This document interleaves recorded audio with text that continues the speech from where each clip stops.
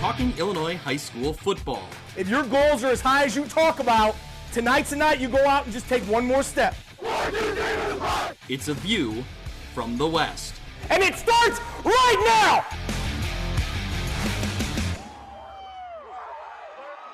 Welcome to View from the West podcast, brought to you by Breedlove Sporting Goods, part of the River Rivals Media Network, the podcast covering high school football on the western side of the state of Illinois. I'm your host, Greg Armstrong, joined by Mitch Stormer. Here we go, Mitch. 1 week of the high school playoffs in the books. Plenty, you might say the first round was special. As in special teams, we saw some huge kicks making a huge difference in that first round. It was a lot of fun. Yeah, a great first round. As we had kind of talked about in our previous shows, we had 36 area teams across 11-man and 8-man.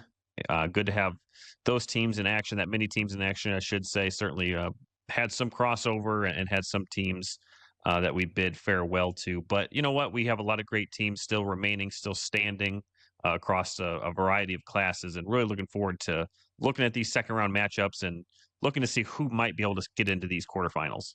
Yeah, so we'll be looking ahead, staring at who has a potential shot at the quarterfinals or even farther down the way. We'll, of course, look back a little bit on the first round and the results there, but if you want to hear more detail about that first round, if you want to get our reactions, you might say, Mitch, how about they turn to the Instant Reacts podcast, the Saturday night edition for the first time this season. We'll continue that Saturday tradition every week throughout the playoffs here, but we were live at 9:30, breaking down everything from the Friday night games, the Saturday games. We had Jim and Ty Taylor on the call for the Instant Reacts. We had Kyle Kampmeyer from NUIC football. We had Shimdog in the house. We had a special appearance from Grant Dahlstrom of Moline doing the play-by-play there, doing a great job for QC Sportsnet. We had Jeremy Adolphson, head coach of the Monmouth Roseville Titans, after their big victory.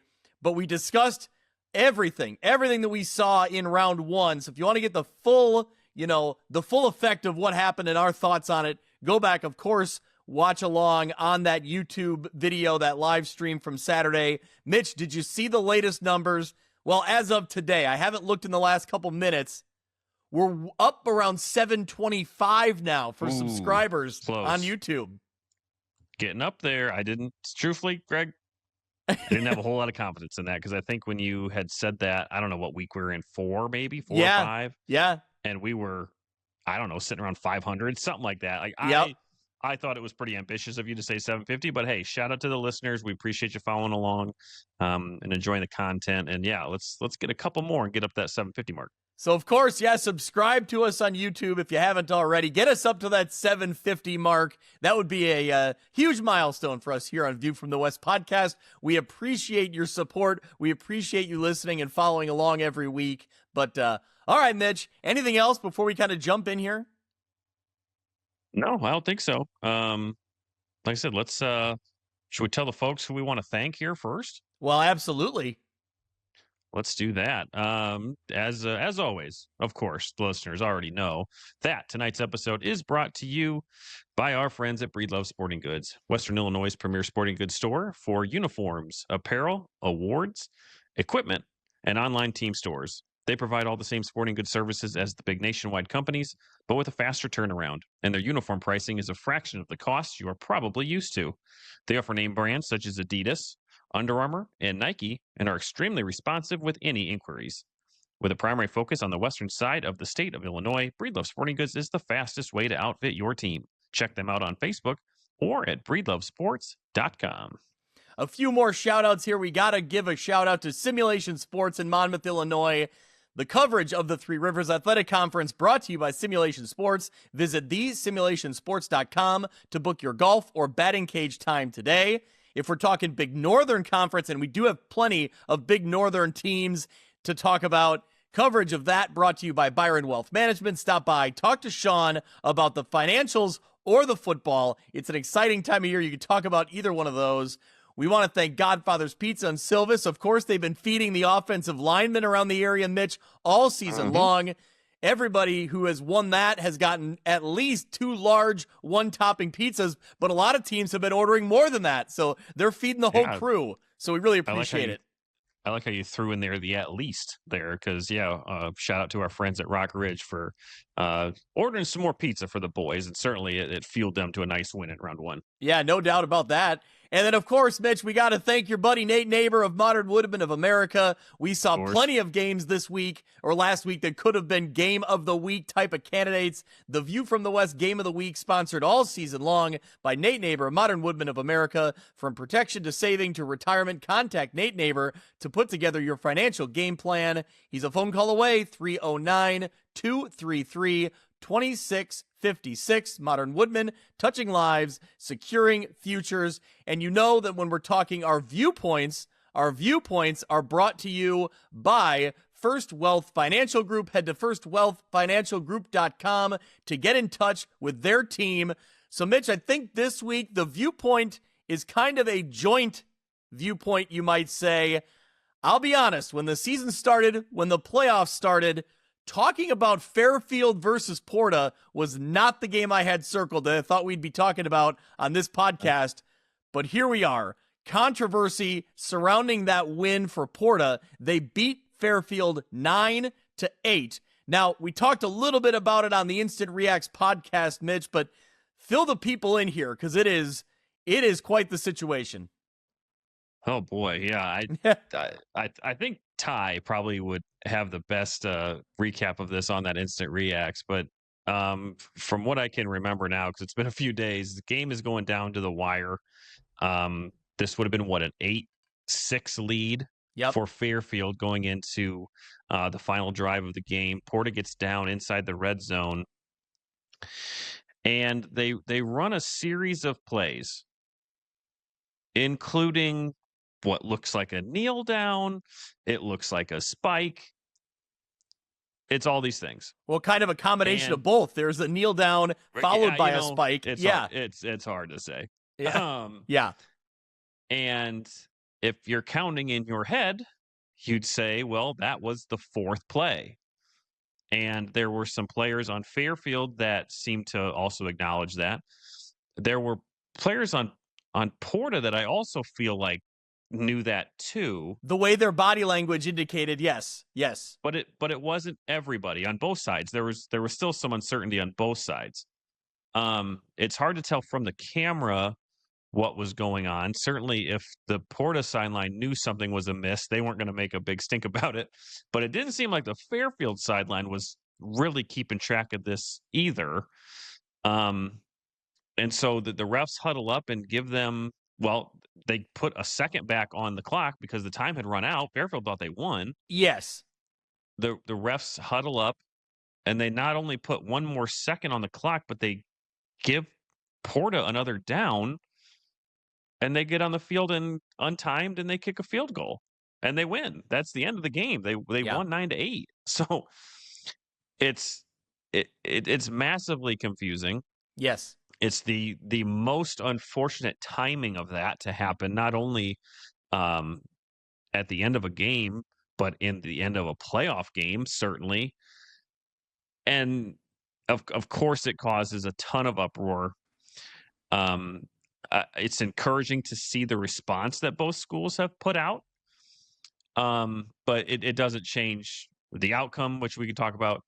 And it's just a horrible way for that season to end on a human error, albeit a bad one, but a human error.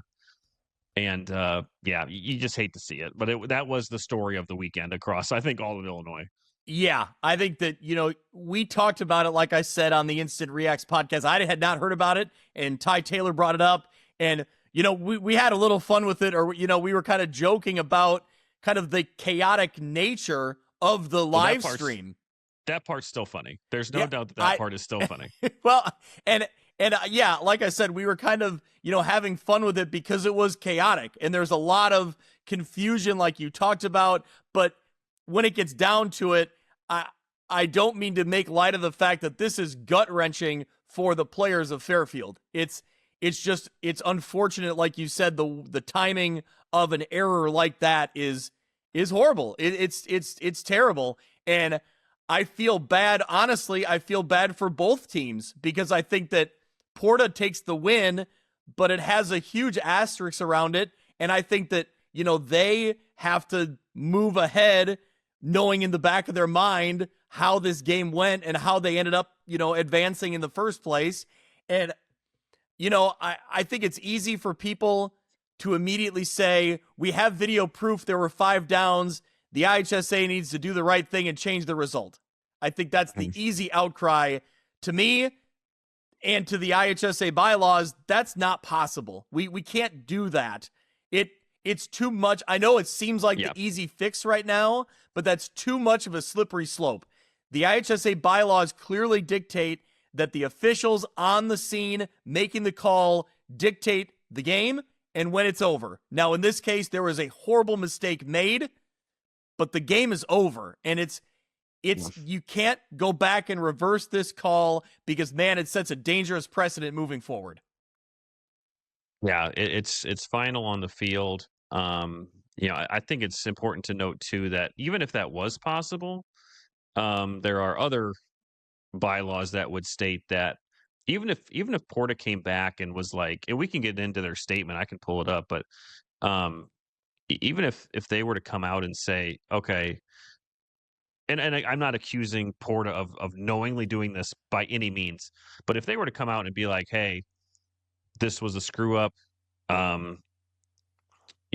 clearly you can see that we were given a 5th down, we are willingly forfeiting that game. If they were to do that, like today, the IHSA would still not put Fairfield in that game. That would just, I would assume in that circumstance, Williamsville would just get a bye and get the win. Yeah, but it would not include Fairfield being put back into the playoff field. So, again, I'm a fan of the sportsmanship that both schools provided. I think Fairfield knows that I think that Porta is aware that they were gifted one. And I think Fairfield is appreciative of the community that's rallied around them. Like I said, this thing was being talked about at the statewide. Oh, yeah. Yep. And so to have that sort of response to this really just heartbreaking end, there has been some good that's come out of it, but in the end, it can't change the result. Bylaws are set up that way. I think that's the right call, and it's human error, and you just hope that it doesn't happen again. Yeah, and I think that as I'm saying that you can't reverse this call, I will say moving forward, there needs to be repercussions, right? I feel bad for the officials that I'm sure they feel terrible about it too, that their crew was involved in a controversy like this. I think, most officials would tell you that they would rather be out of sight, out of mind in a game like that, right? You'd rather walk away and have no idea about the officials. And unfortunately, they become the spotlight in this because of this error. I think there should be repercussions. I'm sure the IHSA will sit down and evaluate their performance, not just in this, moment, but in the grand scheme of things, their game in, game out performances.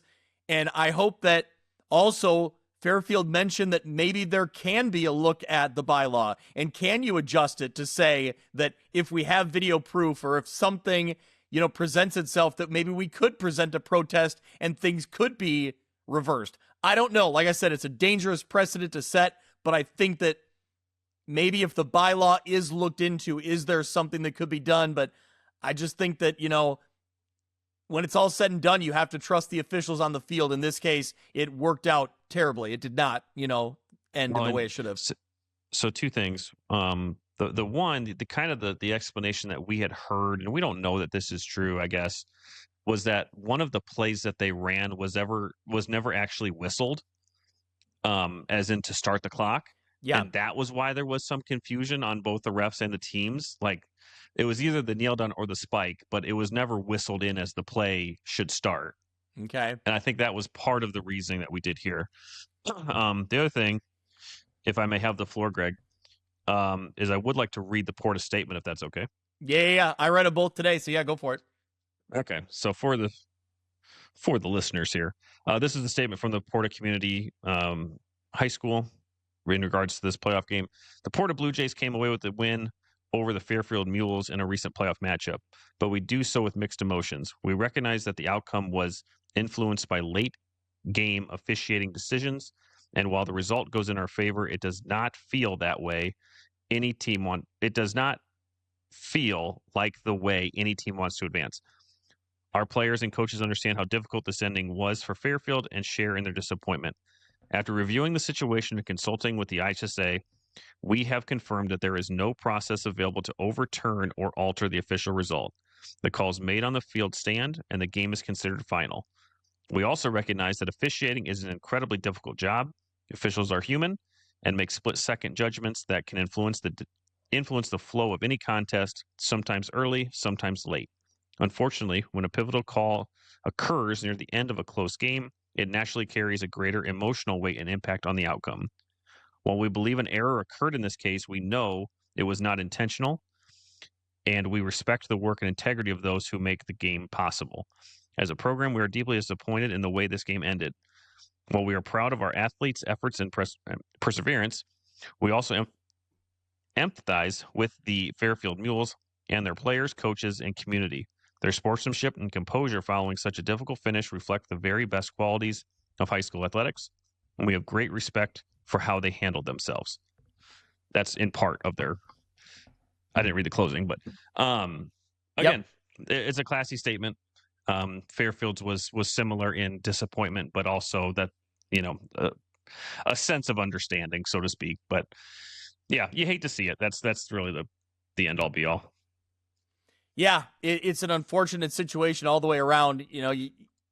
I hate that this became the spotlight. I hate that we, spent this much time talking about this. We'd rather talk about games that, are a result of plays being made on the field, not because of, errors. But no, I think unfortunately all the way around, you hate the way it happened, but hopefully some fans and, people around the state can see these messages from each school and know that, and look at the way they're handling it and, learning through adversity or working through the adversity, depending on what side, you're on. But, yeah.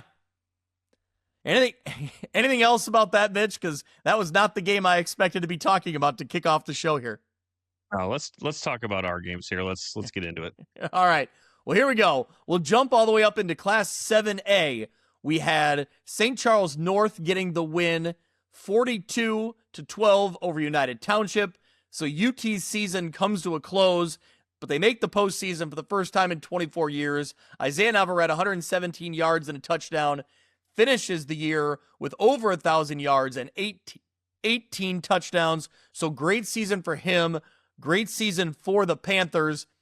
It ends, they kind of stumble down the stretch, and it's kind of a tough way to go out. But overall, I think a lot of positives to take away here, and it's one more milestone to check off the list for Coach Welch in turning this program around.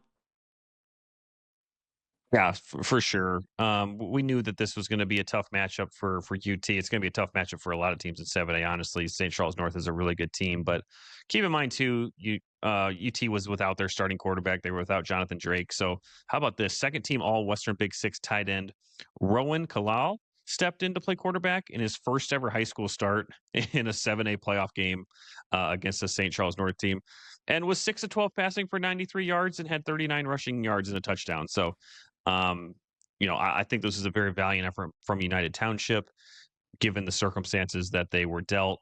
And like you said, you can't take away what they did this year. Certainly there was a lot of high expectations. This show, we thought that they would contend for the Western Big Six title. We thought they had the personnel, the coaching to do that. Couple of tough losses. This is a very tough league. But getting back to the playoffs for the first time in 24 years, that's a great thing for this program. And I think they'll be able to carry that momentum into next season. Yeah, for sure. No doubt about it. So congrats to the Panthers. Congrats to Coach Nick Welch on a great season there. We look forward to seeing what they can do next year and kind of keep this thing moving. So, all right. Well, speaking of moving on, Moline, they get the win. They're moving on to the playoffs. They get the win 28-0 over Andrew. So that convincing, kind of that comfortable win that we talked about was what I wanted to see out of Moline. They get the job done. Kason Ponder 5 of 8 for 92 yards and had a rushing touchdown. Eli Warren getting the job done on the ground, 23 carries, 114 yards, 2 touchdowns. Mark Carey, 13 carries for 45 yards. But Mitch, the calling card of this Moline team, I think more and more each week, is the defense and the effort they've been putting up. Another shutout here. Yeah, this is their 7th straight game allowing 7 points or less. So it's just been a really, really impressive stretch for this defense. They had 4 interceptions and a fumble recovery in this game. And we thought they would have to play pretty disciplined defense against this Andrew attack. So in the end, they did what they normally do, right? They run the ball and they play good defense, and that got them a nice win here in 7A, and they're moving on to the second round. Well, all right, speaking of the second round, the number 5 Moline Maroons will take on the number 21 seed Glenbard North, who is sitting at 7-3. This game will be Saturday, 2 p.m. So what do we know about Glenbard North here, Mitch? Well, Panthers out of the Duquesne Conference, they're coming in at 7-3. Their first round game was a shutout victory over Yorkville. That was 17-0 there on Saturday. I think it was Friday. Either way, round 1. Yep. This is a program that was winless 2 years ago and only had 2 wins last year. So, a program that's on the rise here. A couple of good players. I'm going to absolutely butcher Tyler's name here. Tyler Vorchik, we'll say, a linebacker and tight end. That sounds right. Duquesne Conference. Yeah, sure. Silent H there in the front. Duquesne Conference Defensive Player of the Year. He was one of 5 players on this roster who was called up as a sophomore when they were going through that winless stretch. He had 2 interceptions in that first round game. Donato Gaddis has gone over 100 yards 7 times this season as their primary back, 179 yards, 2 touchdowns in their win over Yorkville in that first round. So yeah, it's another tough test for Moline. Grant talked about it on the Instant Reacts with us that Moline has never gotten into the quarterfinals. So this is really could be seeing some history in the making that for Moline to play an 11th game, right? So I'm really looking forward to that. Will that game be at Glenbard North? Correct. Yes, it is in Carroll Stream, Illinois, 2:00 on Saturday. So got it. Yeah. So again, Moline does the things that you look for in a playoff team. Like I just mentioned, they run the ball. They're very good at running the ball. 3, 4, 5 different players that can run the ball and a stout defense. So that's what you want to have. And Moline just continues to keep doing that week in and week out. Yeah, I really feel like there's a really good opportunity here for Moline to grab that historic win. It's on the road. It's always tough to win road playoff games, but the way they're playing right now, if Moline can really do what they do best, like you said, I think that's a recipe for winning football in November. I think they have the ability on offense to grind you down, and I think they can manage the clock. They can control the game when they're on offense. But I think that defense, if they're opportunistic, if they get some turnovers like they did in the first round game and like they've done the past few weeks, I think that's a recipe for winning football. I think that they can get the job done here. I'm excited for this one. I think, like you said, I think the shot at history here for the Moline Maroons is right there. It's very exciting. Yeah, you look at the teams that Glenbard North has lost to. They lost in week 3 to Batavia. They're an 8-2 team. They got beat up pretty good by Batavia. Then they lost in week 5 to Wheaton Warrenville South. That's another playoff team sitting at 7-3. They're still moving on. And then they lost to the team we just talked about, St. Charles North, in week 8. So 3 losses to pretty good teams. They do not have a win outside of their round 1 win over Yorkville against a team with a winning record. So again, you can't take a whole lot out of that, but just of note, right, that they've lost to the 3 teams that they've played with winning records. So I think Moline has a very, very good chance at this one if they can just continue to play their game. Yeah. Well, and you mentioned there is a common opponent in there somewhere. So that St. Charles North team. It's a common opponent who's played a common opponent, I guess. You know what I mean? Yeah. It's kind of a roundabout way that St. Charles North has now played United Township. And then obviously United Township has played Moline. So, yeah. Yeah. Well, let's take a look at this 7A bracket real quick. We'll pull it up. We'll talk through kind of what's down the way.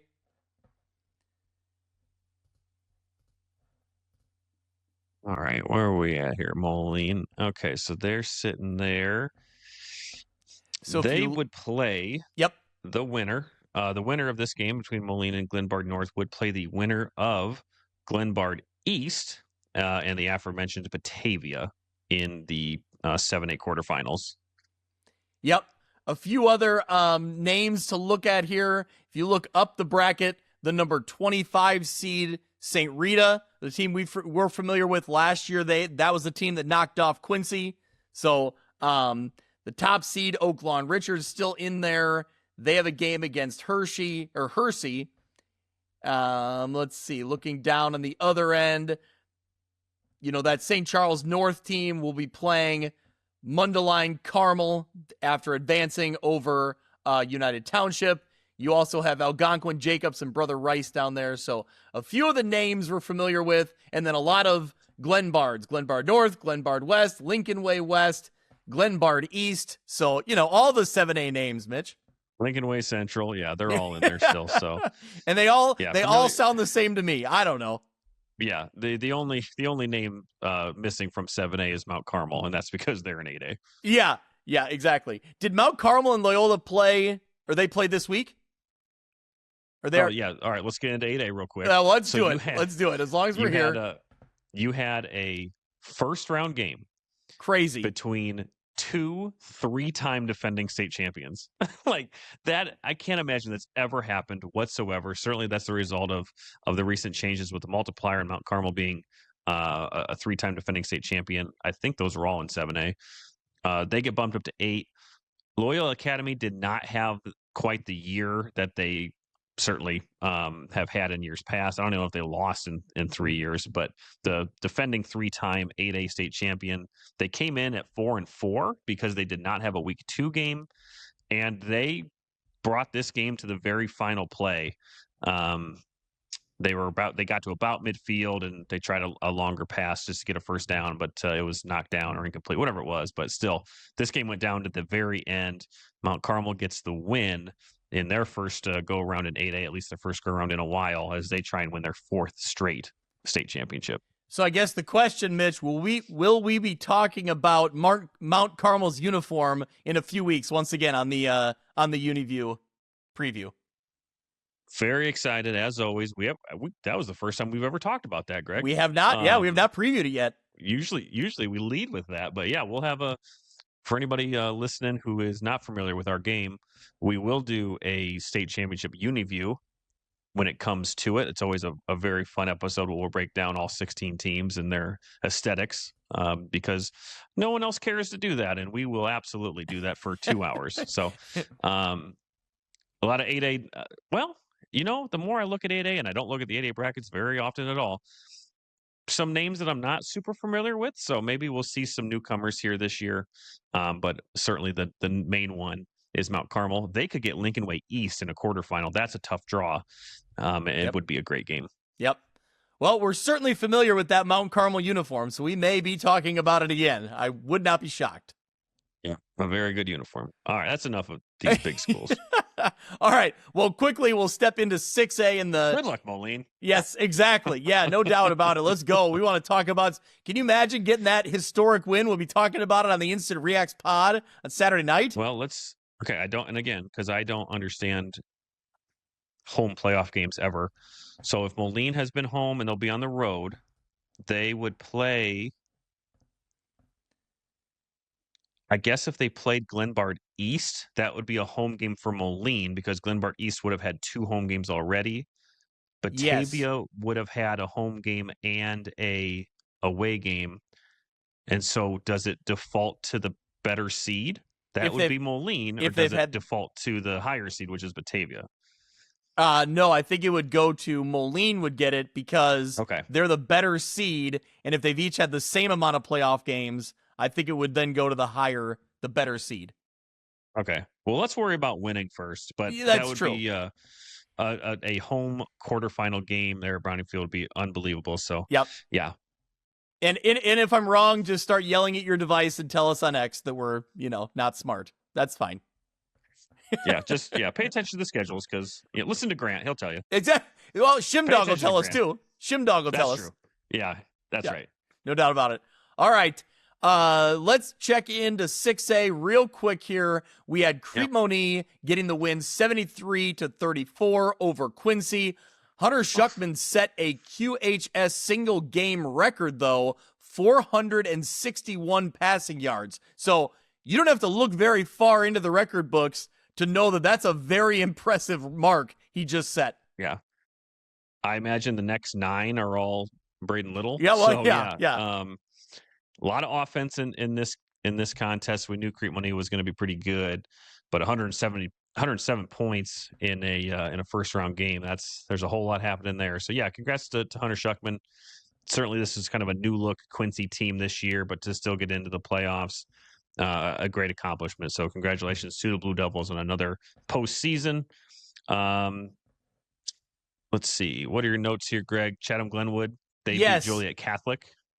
Yeah, you wrote it. You run us through here. I just think this is crazy. So Chatham Glenwood, the number 1 seed, right? You think you're doing everything right. You get the top seed in the South bracket there in 6A. Yep. You got to open against 16 seed Joliet Catholic, who they win then, who snuck in at 4-5. Joliet Catholic gets in at 4-5. Chatham Glenwood they only win by 5. Yes. They get the win 17-12. So they got a battle to beat a really good, battle-tested Joliet Catholic team. Now they turn around and they got to play East St. Louis.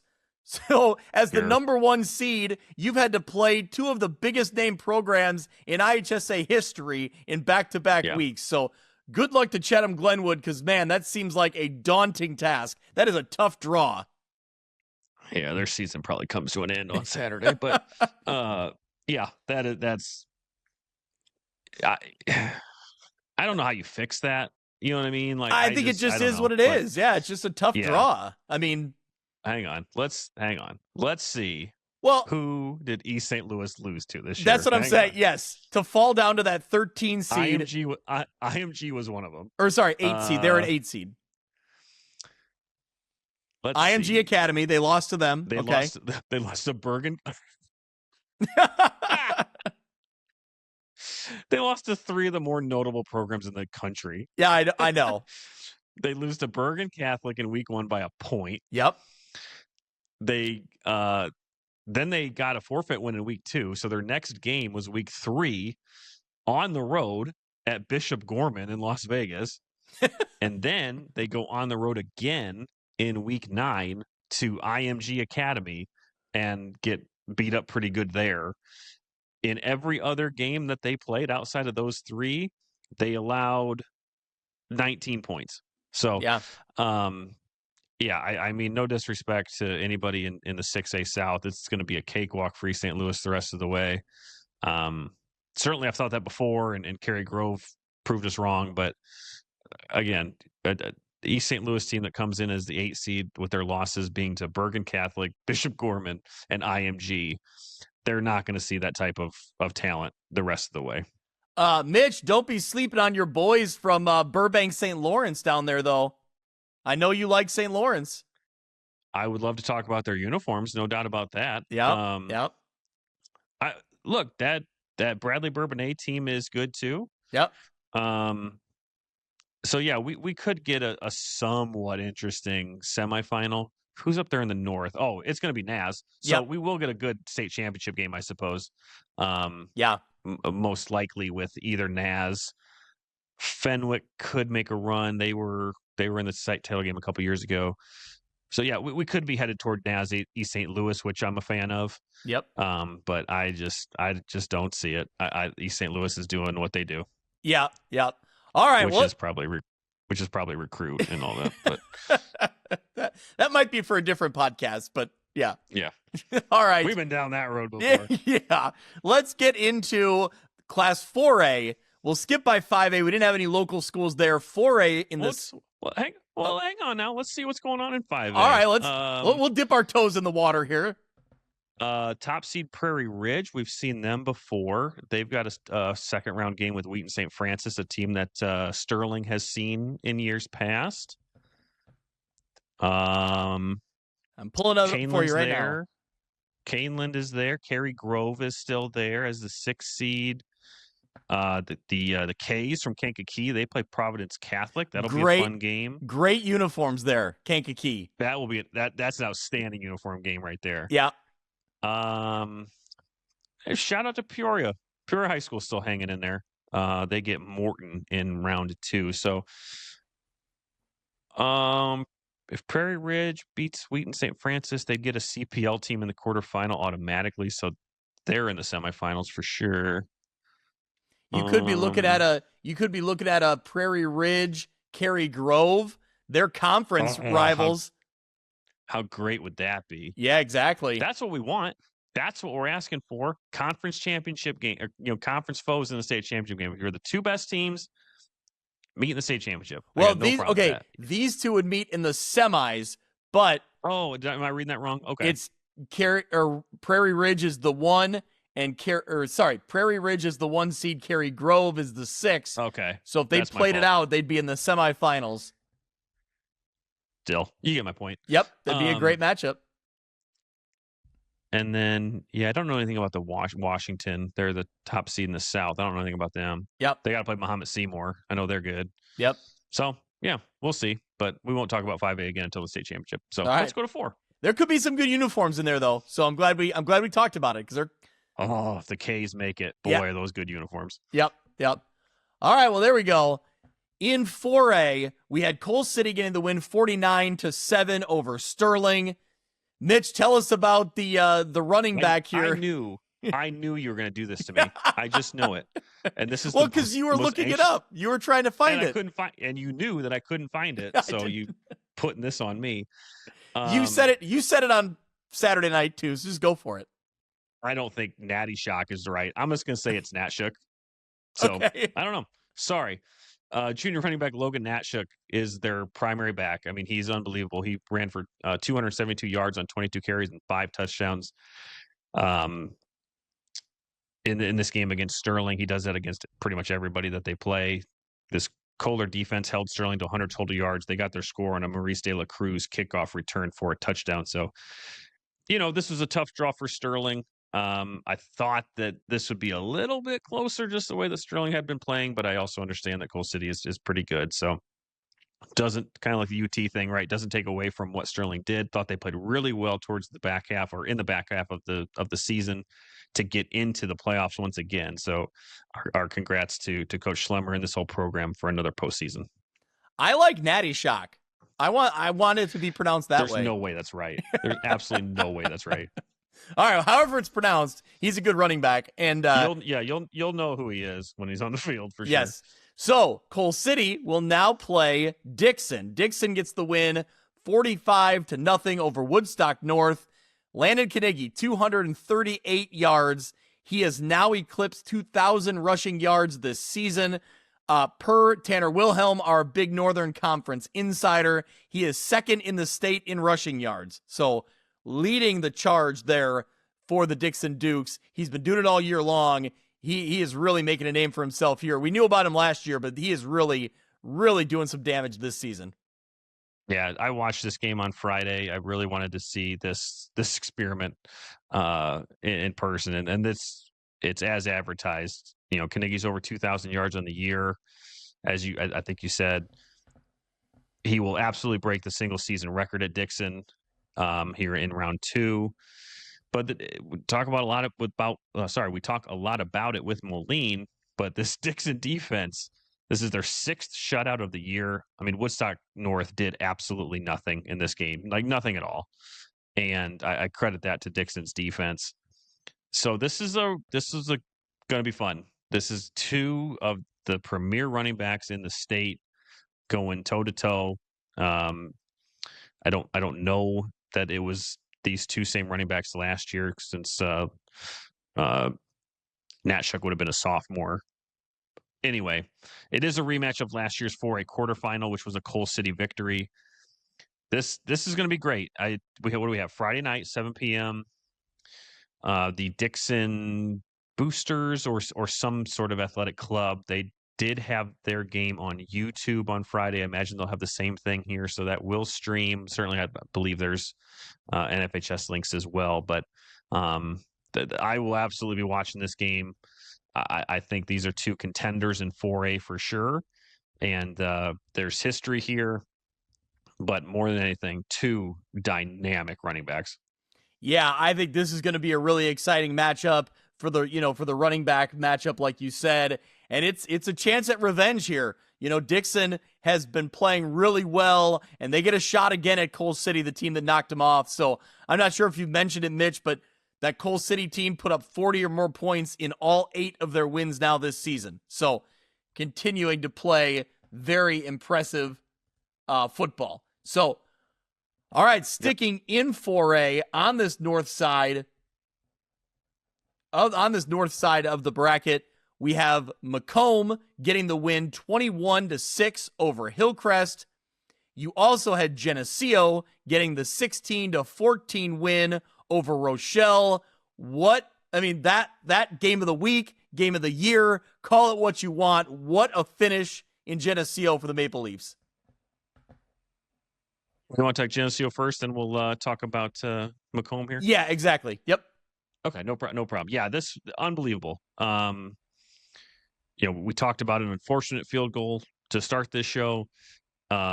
This one, which really kind of kicked off playoffs since this was a Friday night game, one of the most memorable games that I think we can remember covering. Certainly, our guy Shimdog was there in person and can attest to that. I think the community of Geneseo would say the same thing. So, yeah, Rochelle kind of had the upper hand all game. You had a Jackson McAvoy to Kai Winzerl touchdown pass. It was a diving catch there. Got the game within 14-13. Geneseo goes for 2 and goes for the win. They do not get it. They then go into an onside kick situation. It's Carson Peters. Just an absolutely perfect kick, an absolutely perfect onside kick, bounces perfectly. It looks like a Rochelle player gets his hands on it and gets drilled right as he's doing that, so the ball is loose. They get it right back. Geneseo gets into position. They would get to, about the 14, 15-yard line, and Carson Peters, again, drills a 31-yard field goal as time expires to get the win. Shoot off the fireworks. DP's in the end zone getting everything on camera, too. Just an absolute scenes there at Geneseo. Just an unbelievable game in Geneseo. We talked about it. We watched the highlights of it on the Instant Reacts podcast. Thanks, courtesy to Dan Pearson. Go check those highlights out. The scene was amazing as you described it, Mitch. And there's just something special about a Geneseo playoff game. And man, that one really exceeded the hype, exceeded the expectation, when you get into it. So Geneseo gets the win. That sets up, like we said, an interesting matchup against Macomb. So we got the Western Big Six going on the road to the Lincoln Land Conference. Macomb gets the win 21-6 over Hillcrest. Pretty balanced effort here from the Bombers. They had 197 yards passing as a team with a couple touchdowns. They also had 146 yards rushing as a team with a touchdown. So, a balanced attack there for Macomb. And outside of that stumble against Farmington when they had the Farmers beat at home and, the Farmington rallied to get the win, outside of that, I've really been impressed with this Macomb team this year. Well, the thing to remember, too, is that they're super young. Okay. Caden Up, the quarterback, is a junior. Drake May, their leading running back, is a junior. That was something that our guy Justice Keene had mentioned too, that this is a group that is going to be built to do this kind of same thing next year, and they're getting that really, really good playoff experience right now. So, been impressed with this group all year.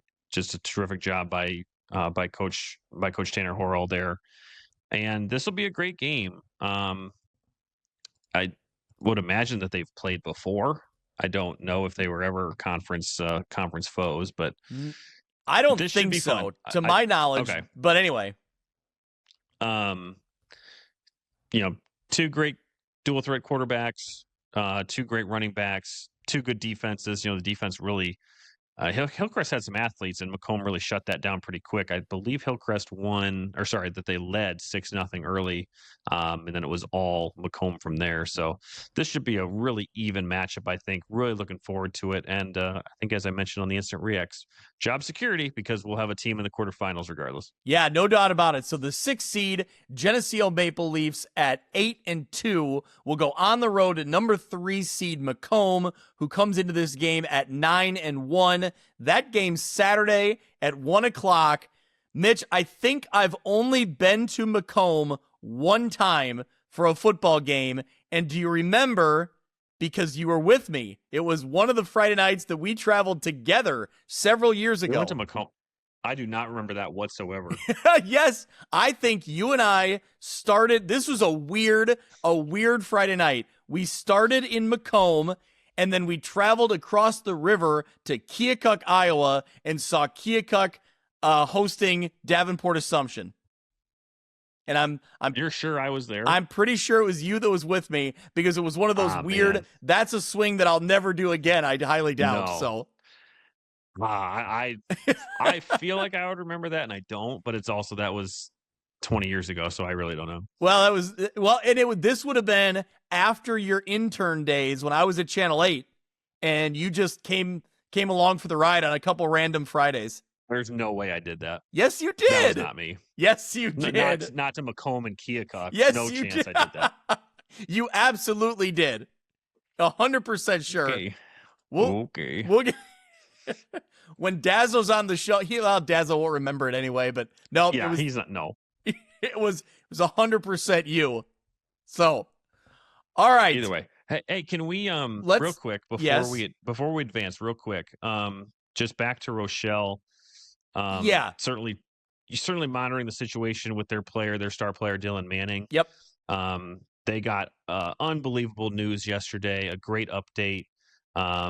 Just going to read this right off of the Hubs. I guess this is their Facebook page. Prayers are being answered. Dill is doing great and officially out of the ICU. He's able to walk with assistance and working on his appetite now that the feeding tube is out. And, Greg, big news, able to enjoy a shake from Portillo's today. So that's an outstanding update. And we had shared, too, a video that Geneseo, the football Twitter account, had posted after the game on Friday. The entire Geneseo and Rochelle community lined that entire field. Yeah. I mean, it's about 60 yards, a 60-yard rectangle of people just in prayer and support of Dylan. So a beautiful moment there post-game. And kudos to both teams there. But more than anything, just an outstanding update from Rochelle and Dylan yesterday. Yeah, was really happy to hear that, and really just great to see improvement, and such a cool moment after the game, after a tough battle, right? I mean, those Rochelle, students, coaches, players, everybody, they're heartbroken because they lose that game, but really cool moment to see them all come together for the common cause of, praying for the best possible outcome for Dylan Manning. So, yeah, overall, great scene there in Geneseo. Well, hey, let's, Mitch, let's pull up the 4A bracket, kind of see what it all looks like here. Well, at the top, you've got the top seed Lombard Montini. They cruised to victory in round 1. They get Peoria Notre Dame in round 2. That is who the winner of Dixon and Coal City will meet in the quarterfinals. Talking Macomb and Geneseo, the winner there gets the winner of Morris and Metamora. So you're really going to have 4 really good teams in 4A North at the end of next weekend.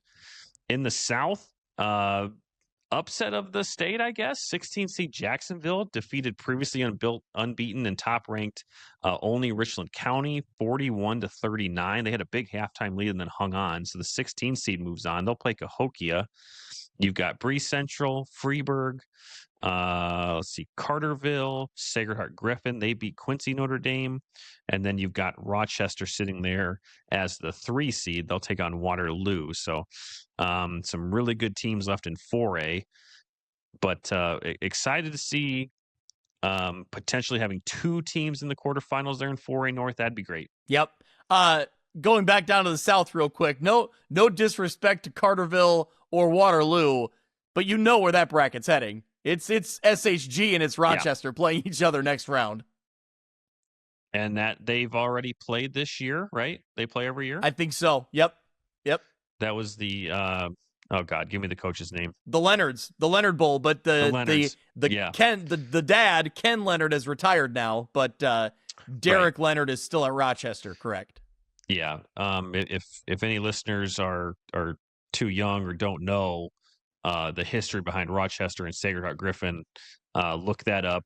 Just a great Illinois rivalry that went to between a father and a son for many, many years. So yeah, that'd be a great quarterfinal game there.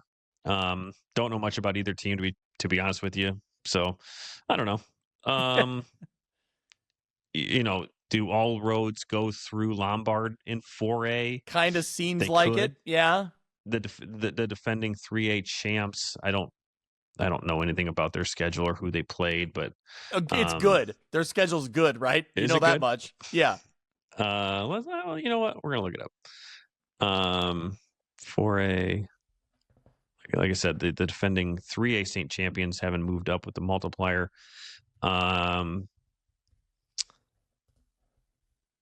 Yeah, I mean, yeah. So some good teams, not a ton. They played and beat the team that Macomb just beat. They beat Hillcrest in week 2. They beat Fenwick, who was a 7A team.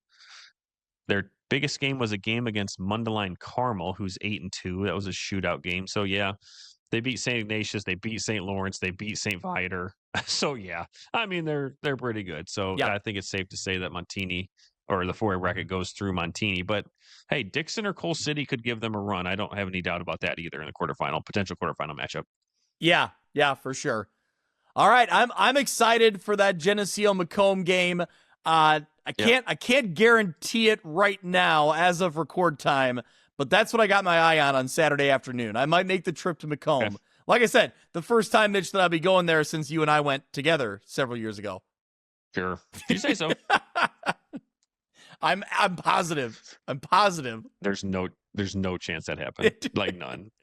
All right. I couldn't point Keokuk on a map. So and hey, you didn't have to point on the map. I was driving, so I guess. Sure. All right. Let's get into Class 3A. In the 3A bracket, you saw Richmond Burton getting the win as the number 1 seed, 49-0 over North Boone. So Richmond Burton advances to play Aurora Central Catholic. And I think that based on what we know about Aurora Central Catholic's schedule, I think Richmond Burton is a very talented football team who's been more battle tested. I expect them to end up in that quarterfinal. That would be then a matchup against hopefully one of the teams from our area, Monmouth-Roseville. Monmouth-Roseville has a tough test this week, though, in Bloomington Central Catholic. Let's run through the results and how the teams got there. Bloomington Central Catholic gets the win 41-20 over Princeton. Mitch, you kind of had your eye on this one throughout the afternoon on Saturday, and tell us about what you saw in this one from Central Catholic. Yeah, they're good. We talked in our preview show that they've got college talent just all over. Volshan Poe had a great game. He scored on the first play of the game, a 70-yard touchdown. He had 243 yards in this game. I think their other running back is Dallas Harder, I think. So yeah, they gave Princeton all they could handle, but Princeton really put up a fight. Really liked seeing that. We have talked about Casey Etheridge for years on this show. Wraps up his historic career, 168 yards.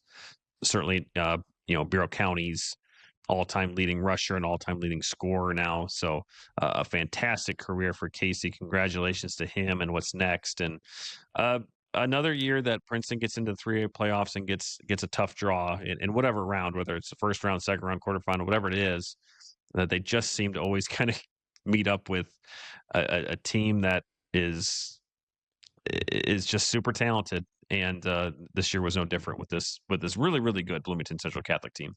Yeah, this was Princeton's first opening round loss since 2003.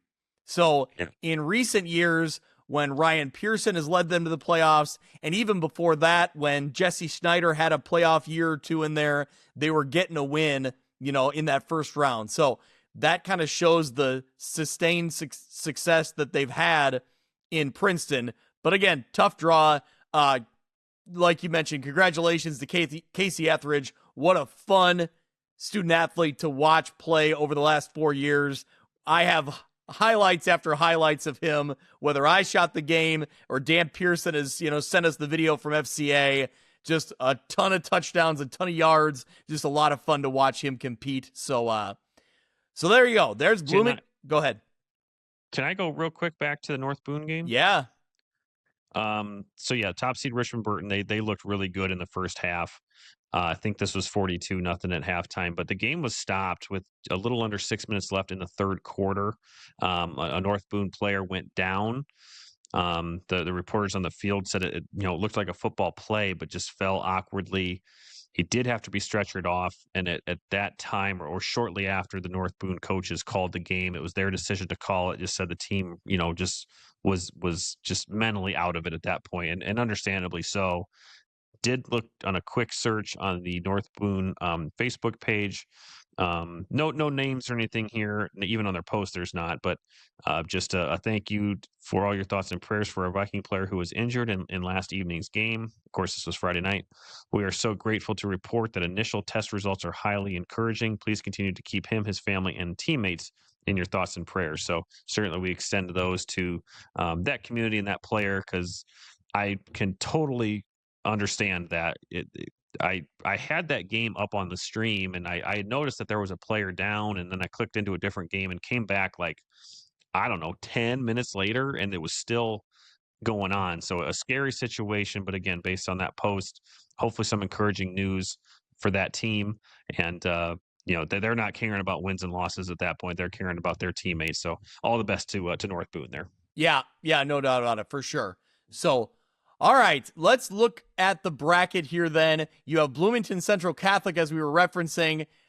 They will now play Monmouth Roseville, which we mentioned. Monmouth Roseville, the number 5 seed, got the win 39-14 over Mantino. Mantino put up a few late scores in that one, but Monmouth Roseville already had their second team defense in there. So a really kind of controlling, dominating performance here by the Titans. Nick Houston, over 200 yards, 205 to be exact, 4 touchdowns. I was there to capture some of that. It was a lot of fun. Titans also had 3 interceptions on defense. So, Mantino had their opening drive. They brought it down to within the red zone. And then it was an interception from Andrew Way to then give the Titans the ball. They marched downfield. We might as well pull the highlights up here. Beautiful night in Monmouth. So here's the interception from Andrew Way as Mantino had been marching downfield. Great to see him getting in on the mix after being hurt early in the season. And then from there, you know what the Titans do, Mitch. They feed the ball to Nick Houston. He's got a nose for the end zone. He finds it there. That's his first one, but he was not done yet. Let's keep the highlights rolling later in the second quarter. Houston, again, punches it in. That's his second score of the game. There's Jeremy Adolphson's mom, by the way, Nancy. Shout out to the mom. Yep, there you go. And this one, Mitch, so close to getting taken out. You almost got Jenna Minor. But I was quick on my feet. I was backpedaling there, but I was getting nervous because it was getting real close. It was a late hit by Mantino, by the way. It was a late hit coming after he'd already crossed the goal line, which is why I wasn't anticipating, him falling into my feet. But I kept my wits about me. Thurston let him know after that play too. Yeah. Was it Thurston who hit Jenna last year? I don't remember. Nick Houston. It might have been. I'm sorry. Yeah, that's what I meant. Yeah. Or was it Peyton Thompson? Either way. Yeah, it was. Oh, it was Peyton Thompson. I think it was Peyton Thompson. That's right. Yeah. So there you go. There's the highlights from Monmouth. It could have been you. I'm so glad it was not. So anyway, that's when you just throw Casey in the middle and let him take a hit. That's, he'll be fine. That's right. So the 5 seed Monmouth Roseville at 9-1 will go on the road to the number 4 seed Bloomington Central Catholic at 10-0. As we talked about last week, the Saints out of the Illini Prairie Conference. I mean, Mitch, you kind of ran through some of the names there to watch for, but Valchon Poe, really good game last week. Seems like a dynamic weapon. He's not alone. You mentioned a few other guys they got there, averaging 47 points per game. This is a tough challenge for Monmouth Roseville. Shout out to their quarterback, Matthew Brady, new follower of View from the West. Hey, how about that? Yeah, they're good. I mean, there's no doubt about it that they're a good team. Coach Adolphson knows that. He was already preparing for it. What did he say? He already talked to Coach Pearson when Princeton was on the ride home. So they're going to have their homework done. Defensively, Monmouth Roseville is really going to have to play well and try and account for all of these guys. I think Monmouth Roseville's got the size to go toe-to-toe with them. They've just got to be able to limit the big plays, I think, and do what they do best. Well, we talked about it with Moline, and we talk about a lot on the show, right? Winning teams are going to win in November. So can they get that going? Is it possible that the Titans have a couple tricks up their sleeve? We've seen them do that before. They might need to do that. So this should be a great game. I'm looking forward to seeing how Monmouth Roseville stacks up with Bloomington Central.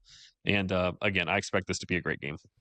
Yeah, I think, Mitch, this seems like one of those games where, for lack of a better term, can Monmouth Roseville kind of ugly it up? I mean, can they just kind of control the clock and really just grind away and really just make it ugly, right? Just keep the ball out of Bloomington Central Catholic's hands. They're far less dangerous if they don't have the ball, if you control the clock and keep the ball in your hand. Now, the thing is, though, if you do that, you got to capitalize on your opportunities, right? If they make a long drive, they have to close it out. They got to get points. So I think that becomes the biggest part, is making sure you take advantage of every opportunity. But I think that's their way to win it, is, you got to limit their playmakers by kind of taking the ball out of their hands. Yeah, absolutely. The problem is if you take it out of one of their hands, they could have another one. But yeah, I think that's where it comes into. They have to be able to have that ball control, and again, play their game. If you lose playing your game, what can you say about that? You lined up, you played how you wanted to, and you got beat. You hang your head high in a situation like that. So, but I think the size of Monmouth Roseville can bode them well. Their athleticism might take a little creativity, but I'm absolutely looking forward to this game on, what'd you say, Saturday, 1:00 there at Bloomington. Yep. All right, well, let's keep moving down the way here. You have Dupec advancing 18-13 over Johnsburg. So the 10-seeded Dupec Rivermen get the job done there. They were on the road, so they now return home. It was pouring rain in that game. Interesting. Did you see that? No, I didn't see anything from that one. It was pouring rain, and Dupec scored late on a touchdown pass from Rossau to, I don't remember. We're just gonna say it was a touchdown pass. So yeah, but it was downpouring there in Johnsburg. Yeah.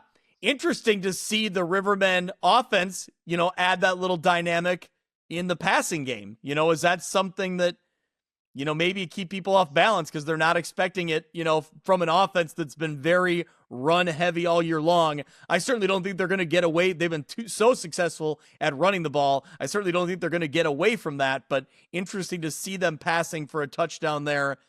So they now have a rematch against Byron. The Byron Tigers get the Big Northern Conference win in the first round over Oregon, 63-15. So the 2-seed Byron Tigers move on behind Caden Considine's 14 rushes, 182 yards, 3 touchdowns. Byron scored 36 straight points in the second quarter, so they built that commanding lead to set up this rematch with Dupec.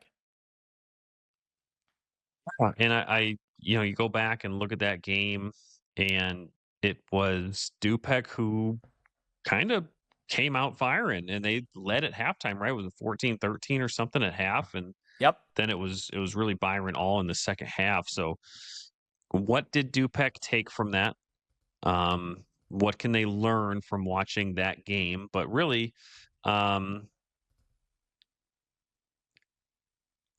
just can they get success through the air? Can they do things differently this time around, or is Byron going to do the same thing that they did? They just run the ball incredibly well. They're so efficient. We just talked about how they scored 36 straight against Oregon. So I think the trick is not to let that train get going too quickly. So I think the Dupec defense is going to have to try and string together two really good halves like they did in the first half of their first matchup earlier in the regular season. Well, that's the thing for that Dupec squad is what do you learn from that first game to where what happened, what kind of went off the rails in that second half? How do you keep a full 4-quarter game against a really good Byron squad? I think that's the question, because for within that half, the talent's there to compete with Byron, but it's just for Dupec making it go 4 quarters, making it last 4 quarters. So the Byron at Dupec rematch Saturday at 1:00, that should be a good one. This Mitch gets to that playoff time where you like to see these crossovers similar to that Macomb and Geneseo matchup, where it's kind of those crossovers between conferences, and you really kind of see how our conferences stack up against each other. It's a lot of fun. Yeah, absolutely. So looking at the 3A bracket there in the North, 4 really good games there on Saturday. You get Richmond, Burton, Aurora, Central Catholic. You've got Bloomington Central Catholic against Monmouth Roseville, Byron Dupec, and then Bishop McNamara and IC Catholic, which seems to be the topic of conversation tonight. But and then the South Williamsville, the Bullets there, they'll take on the Porta team that we talked about earlier, the Blue Jays there, Tolono Unity and Monticello, Vandalia and Greenville, and St. Joe Ogden gets Roxana, another team of mind in the last couple of weeks. So great teams here in 3A. 3A North is just stacked. I think however you slice it there in the quarterfinals, you'll have 4 really, really good teams, and then you'll have a really good semifinal for 3A North. So exciting stuff yet to come here in this bracket. Yeah. Thank you. Shout out to NUIC football. Kyle Kampmeyer. We're using his brackets here that he's laid up for us, or laid out and posted on his X feed. So we appreciate it being able to look through his brackets here. That you talked about the north side of the bracket, and I agree. A lot of heavy hitters there, but you have 3 teams from the Illini Prairie, which we already referenced in Bloomington Central Catholic being from that conference on the north. That Tolono Unity Monticello is a rivalry game, a conference rivalry game, and then St. Joe Ogden also down there from the Illini Prairie.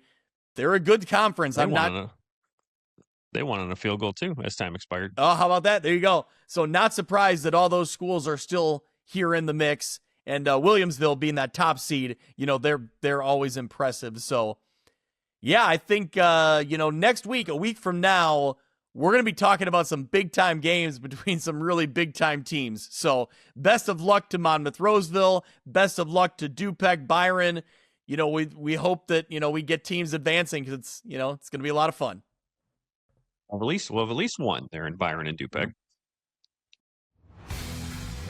This episode of View from the West podcast is brought to you by Simulation Sports. In addition to golf simulators and batting cages, Simulation Sports provides golf club repair, custom fittings for driver shafts, and even private lessons for golf, baseball, and softball.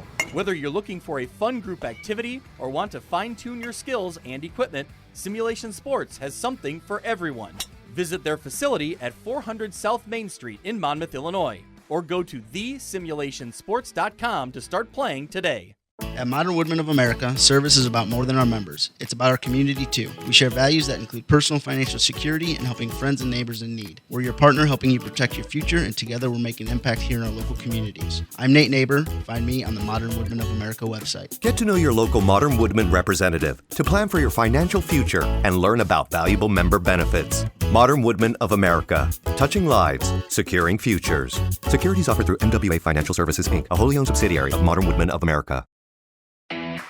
The View from the West Player of the Week is brought to you by Breedlove Sporting Goods, Western Illinois' premier sporting goods store for uniforms, apparel, equipment, awards, and online team stores.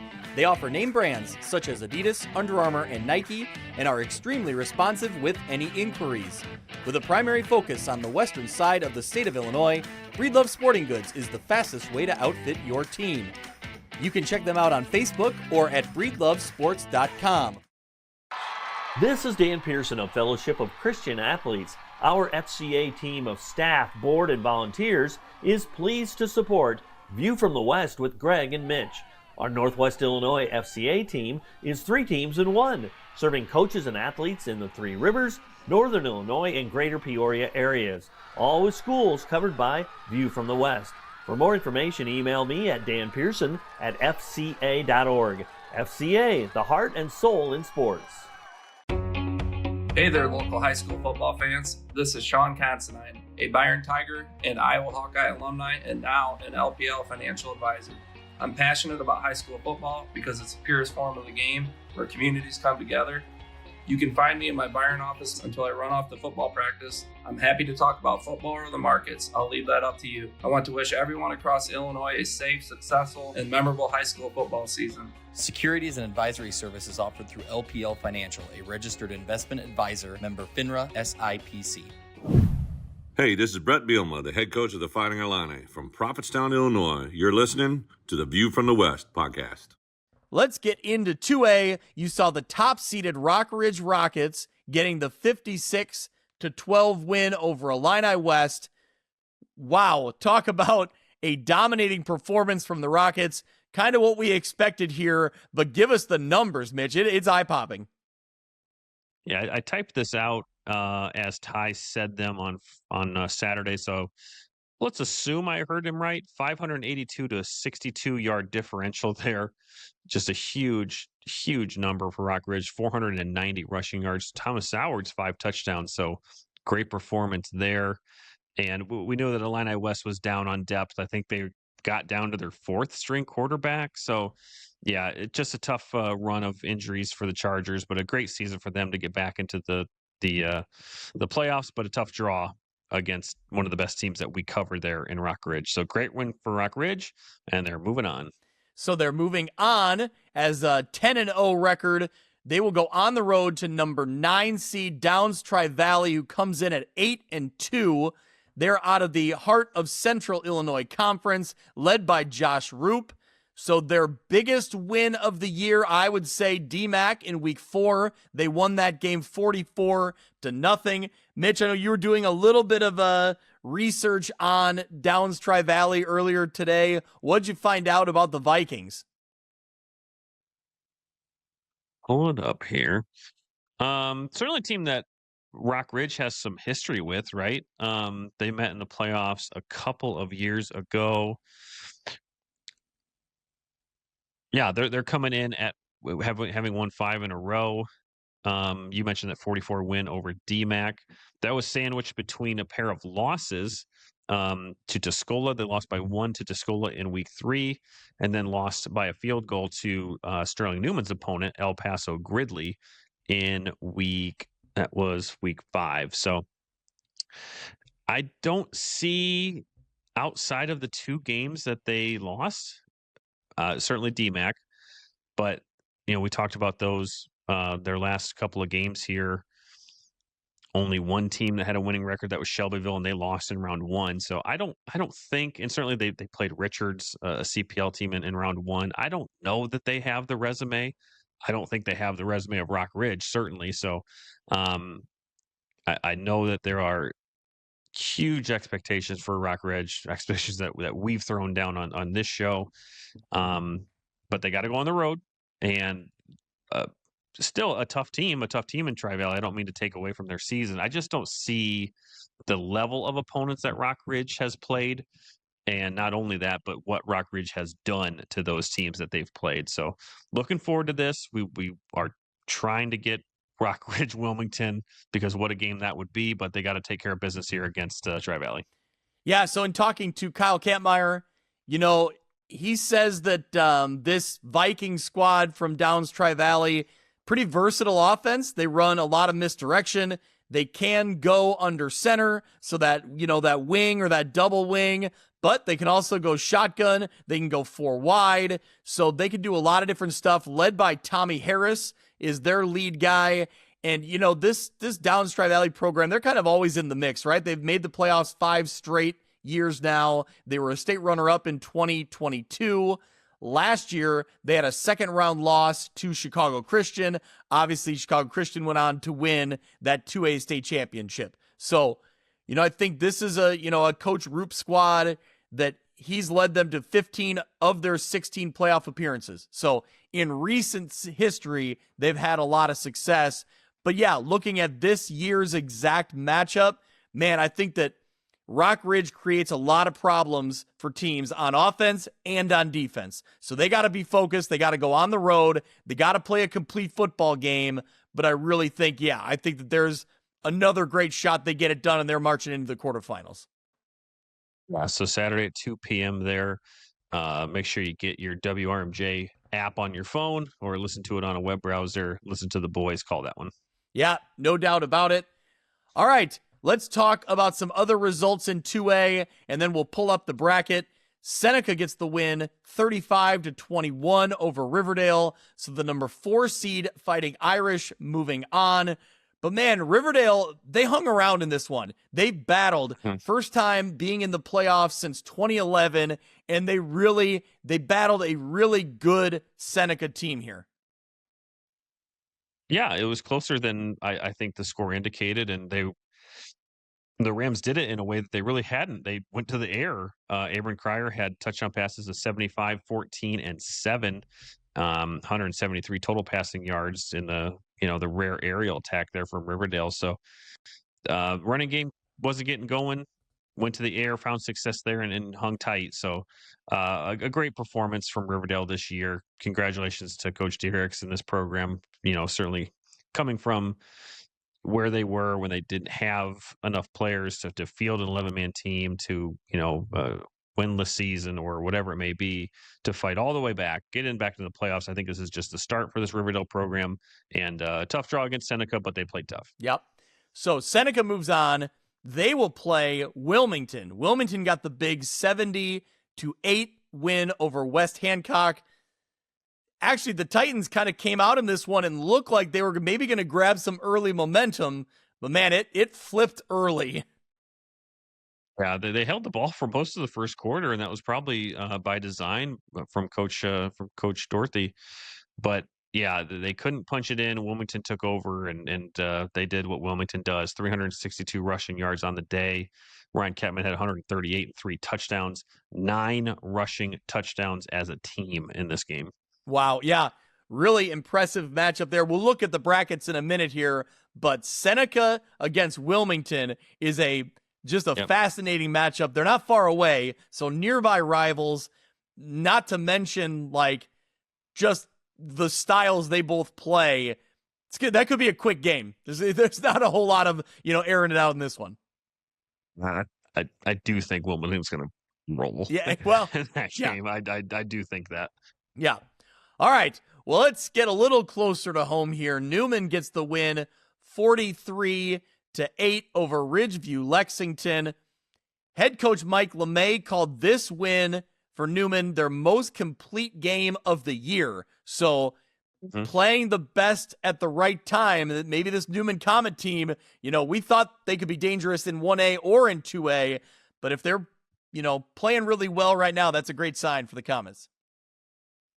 Yeah, and that was something that he had talked about wanting to see from his team, when they went into the Monmouth Roseville game, and it didn't happen there. So good to see them really come out firing. We thought that they would win this game, right? I don't think Ridgeview Lexington really had the resume of teams, of Mustang teams in the past. So, but that's why you play the games. You got to go out and execute. So 3 interceptions on defense for Newman. Evan Bushman had 198 passing yards. Matthew Blackard had 3 touchdowns. Rylan Alvarado had a pair. So a great game for Newman, and it really, really sets them up well, I think, against going on the road here against the 2 seed El Paso Gridley in round 2. Yeah, I really like the balance that we've known it all year. We've known that it exists, but I really like seeing the balance in the playoffs here with Evan Bushman doing what he does through the air, and then, Matthew Blackert, Rylan Alvarado doing what they do on the ground. I think it's a good 1-2 combination, and it keeps defenses guessing. I think this Newman Comet team can be very dangerous when they're balanced and when they're both very effective, on the ground and through the air. So as you said, Newman, the number 7 seed at 8-2, goes on the road to the number 2 seed, El Paso Gridley at 10-0, Saturday, 5:00. So that, early evening kickoff there on the road for Newman. Looking at El Paso Gridley, it's interesting because it's kind of a little contrast to Newman, whereas Newman is kind of a senior heavy, a lot of experience on that squad. This El Paso Gridley team, they're talented, they're 10-0, but they're young. There are a lot of sophomores and juniors that kind of get the job done. What's interesting is some of those players being Owen Adams, a junior quarterback. You also have a running back in Aiden Adams.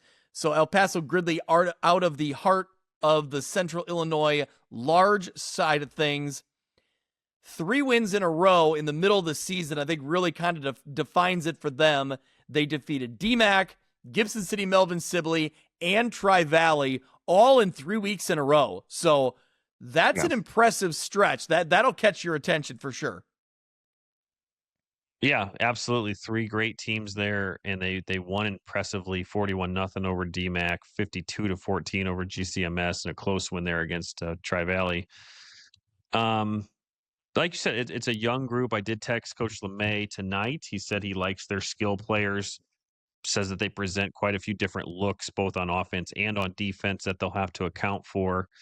You mentioned Owen Adams. I believe he set the El Paso Gridley school record this year for touchdown passes. I know he's over 25, I think it was. So he can sling it. There's no doubt about that. So Newman defensively, again, we just talked about having 3 interceptions on defense. So, Rosengren, Ernst, Mason, those guys got to be on alert once again, because they're going to get balls thrown in their direction all afternoon on Saturday from this El Paso Gridley team. So again, one of those things that you look at their resume and it's like, okay, they got those 3 wins. What else do they have? I don't know that it stacks up to the track. I don't know if it stacks up to the teams. Like, I don't think they've played a Rock Ridge caliber team. I don't think they've played a Monmouth Roseville caliber team. So I think Newman comes in more battle tested. Maybe they come in a little more senior, a little older, been in this situation before. A great coaching staff that has more playoff history than I can even imagine. So I expect this to be a really good game. I do think Newman can win, and that'll be the later game there, Saturday, 5:00. Yeah. One more thing to note on El Paso Gridley is, we know what Mike LeMay can do as a defensive coach. This will be a challenge for Newman. This is an up-tempo team, this El Paso Gridley team. They want to move fast, right? They're going to spread you out a little bit. I don't believe they huddle. So there you go. I mean, that's going to pose a unique challenge for Newman, because if this El Paso Gridley team, is moving quickly and being efficient, it's going to keep a defense on your toes. I do like, in this matchup, then, I like knowing that Coach LeMay is there calling a defense, or being, a defensive-minded coach, because I think he'll have their guys ready to roll there. Slow down the game. Yep. All right, let's talk about one more matchup here in 2A, and then we'll take a look at the bracket itself. You have Farmington getting the win, 10-8 over Eastland Pearl City, a game I was at. It was, an intriguing matchup of an undefeated Farmington squad hosting a 5-4 battle-tested NUIC team, and I think that Farmington comes away with the win, but Eastland Pearl City got a lot of respect as they left the field that day, because I think that, Jack Gronwald came right out and said it, that it was the most physical team that Farmington had seen all year. I think it was a battle, a physical battle. Farmington gets the win, but a lot of credit to Eastland Pearl City for their efforts here. And that it was what we expected. Everyone was talking about this game as really the highlight of 2A, and maybe one of the tougher games of any of the games that we play. So you're looking at the highlights here of Carson Noy. Now you're flipping the tape on me here, Greg. Carson Noy spinning out in a great pass there to Boston Smith. But again, we knew coming into this that a 5-4 NUIC team can compete with anybody. We wanted to see how they would do against the LLC's best, and it lived up to the hype. An absolutely incredible atmosphere. You were there, Kyle was there. A lot of people we know who were at this game decided to go to this game, and low scoring. Certainly the play that you have pulled up here in a second, a Will Burchin fumble recovery for a touchdown, and then they get the 2-point conversion. I thought personally it was over at that point, just because the flow of the game seemed to be that there wasn't going to be a whole lot of scoring, and there wasn't. But what a finish in this one as well. Yeah, we'll get to that finish in a minute, but early on you saw that huge play from Noy down to Boston Smith to convert on a 3rd down, and then that sets up the touchdown from Jack Gronwald. That was on the opening drive of the game, and you really felt like Farmington was going to be able to move the ball. You thought they'd be able to maybe score some points here early, and man, credit to Eastland Pearl City. They really... They got physical, and they really made it a challenge for Farmington to do anything on offense. And on the opposite side of things, credit to Farmington for kind of stepping up and answering that physicality and really kind of limiting what Eastland Pearl City could do. Eastland Pearl City did not score offensively. Their one touchdown came right here as a scoop and score for Will Burchin. Great season, great career for him. Huge moment for him. As you mentioned, they take an 8-7 lead, and man, the momentum in that play is completely flipped on that play. Into the 3rd quarter, it's Eastland Pearl City really dictating the physicality. They grab the lead on the scoreboard. The next possession, Farmington can't do anything. Eastland Pearl City gets the ball back. The Wildcats get the ball back. They were moving the ball a little bit on the ground. They took a chance and went to the air, and a huge interception gets the ball back to the Farmers. And then you see Jack Gronwald do what he does, man. Just an athletic play to march them back downfield. I mean, one of the best utility players that we've covered. I mean, he does things that Lane Wheelwright was doing, and now he is kind of filling that void on certain plays. I guess I'll ask you, how often do they throw him back there at quarterback? I would say it was several times when they'd get in the red zone. You saw him punch it in. This is an outstanding screen grab, by the way. I know. Paused at. It's amazing. Yeah. As soon as Jack Gronwald busted off that run, I just immediately turned around right behind me, and those kids were walking right near my camera, and they were into it, man. They were excited. Because, like I said, all the momentum had been going on to EPC, and then this Jack Gronwald play flipped it all back to Farmington. Yeah, just a dynamic player. I know that Coach Vallis tries to get the ball into his hands in a variety of ways, so like you said, it kind of pushed the momentum back in Farmington's favor. So a great play there in a clutch game. Yeah. So I would say, a handful of times, especially when they got near the red zone, but then every once in a while you'd see him back there taking that direct snap, and then he'd hand it off or he'd run it himself, as you saw in that play. But it's getting the ball into your best player's hands, right? And I think that's the way they do it. It's that, but it's also taking the pressure off of a freshman quarterback in a playoff game, right? I mean, what better way to do that than to have someone like Gronwald who can take snaps? I doubt that he throws much. He might, but just again, you're taking the pressure off of a kid who's playing in his first ever playoff game against a team like EPC. So again, credit to the coaching staff for maybe recognizing that, whether that was as intentional as I'm seemingly making it, but I know that getting the ball into his hands is a part of any game plan. But I'm sure it helped Noy in that situation specifically. Yep. So that huge Jack Gronwald play sets up Johnny Gibbs, 33-yarder, splits the uprights. It's good. The place goes crazy there in Farmington, but the work wasn't done yet. Eastland Pearl City, that's Deacon Hoffmaster to Dravenzier. gets the huge first down. That sets up an EPC chance to take the lead with just 16 seconds left. Yes? So they're on the 6 here. So this is like a correct 23 yarder. Correct. Okay. Yep. And time was running down. They were at a 4th down from the 6-yard line, 4th and goal. They elect to try the field goal, and the kick had the right trajectory. But man, Noah Passmore gets just a finger on it. The place goes crazy. Really cool atmosphere to be there for it. Really great game. Kind of an instant classic type of game. Oh, yeah, so for sure. Farmington holds on to win 10-8. So they move on. They will now go on the road. Or no, I'm sorry. They will host Aurora Christian. So Farmington 10-0 will host Aurora Christian, who is 8-2. They came in getting the win over Erie Prophetstown 37-12. So that game, Farmington the 3 seed against Aurora Christian the 6 seed, Saturday at 3:00. And I think what's really interesting, this seems like a complete contrast in styles, right? The EPC challenge was the physicality. The Aurora Christian challenge, I think, comes in the athleticism and the spread it out type of offense, the speed that they present every year. Yeah, and they've got a quarterback. Now I got to remember his name, Asa something. Sorry to Asa if you're listening.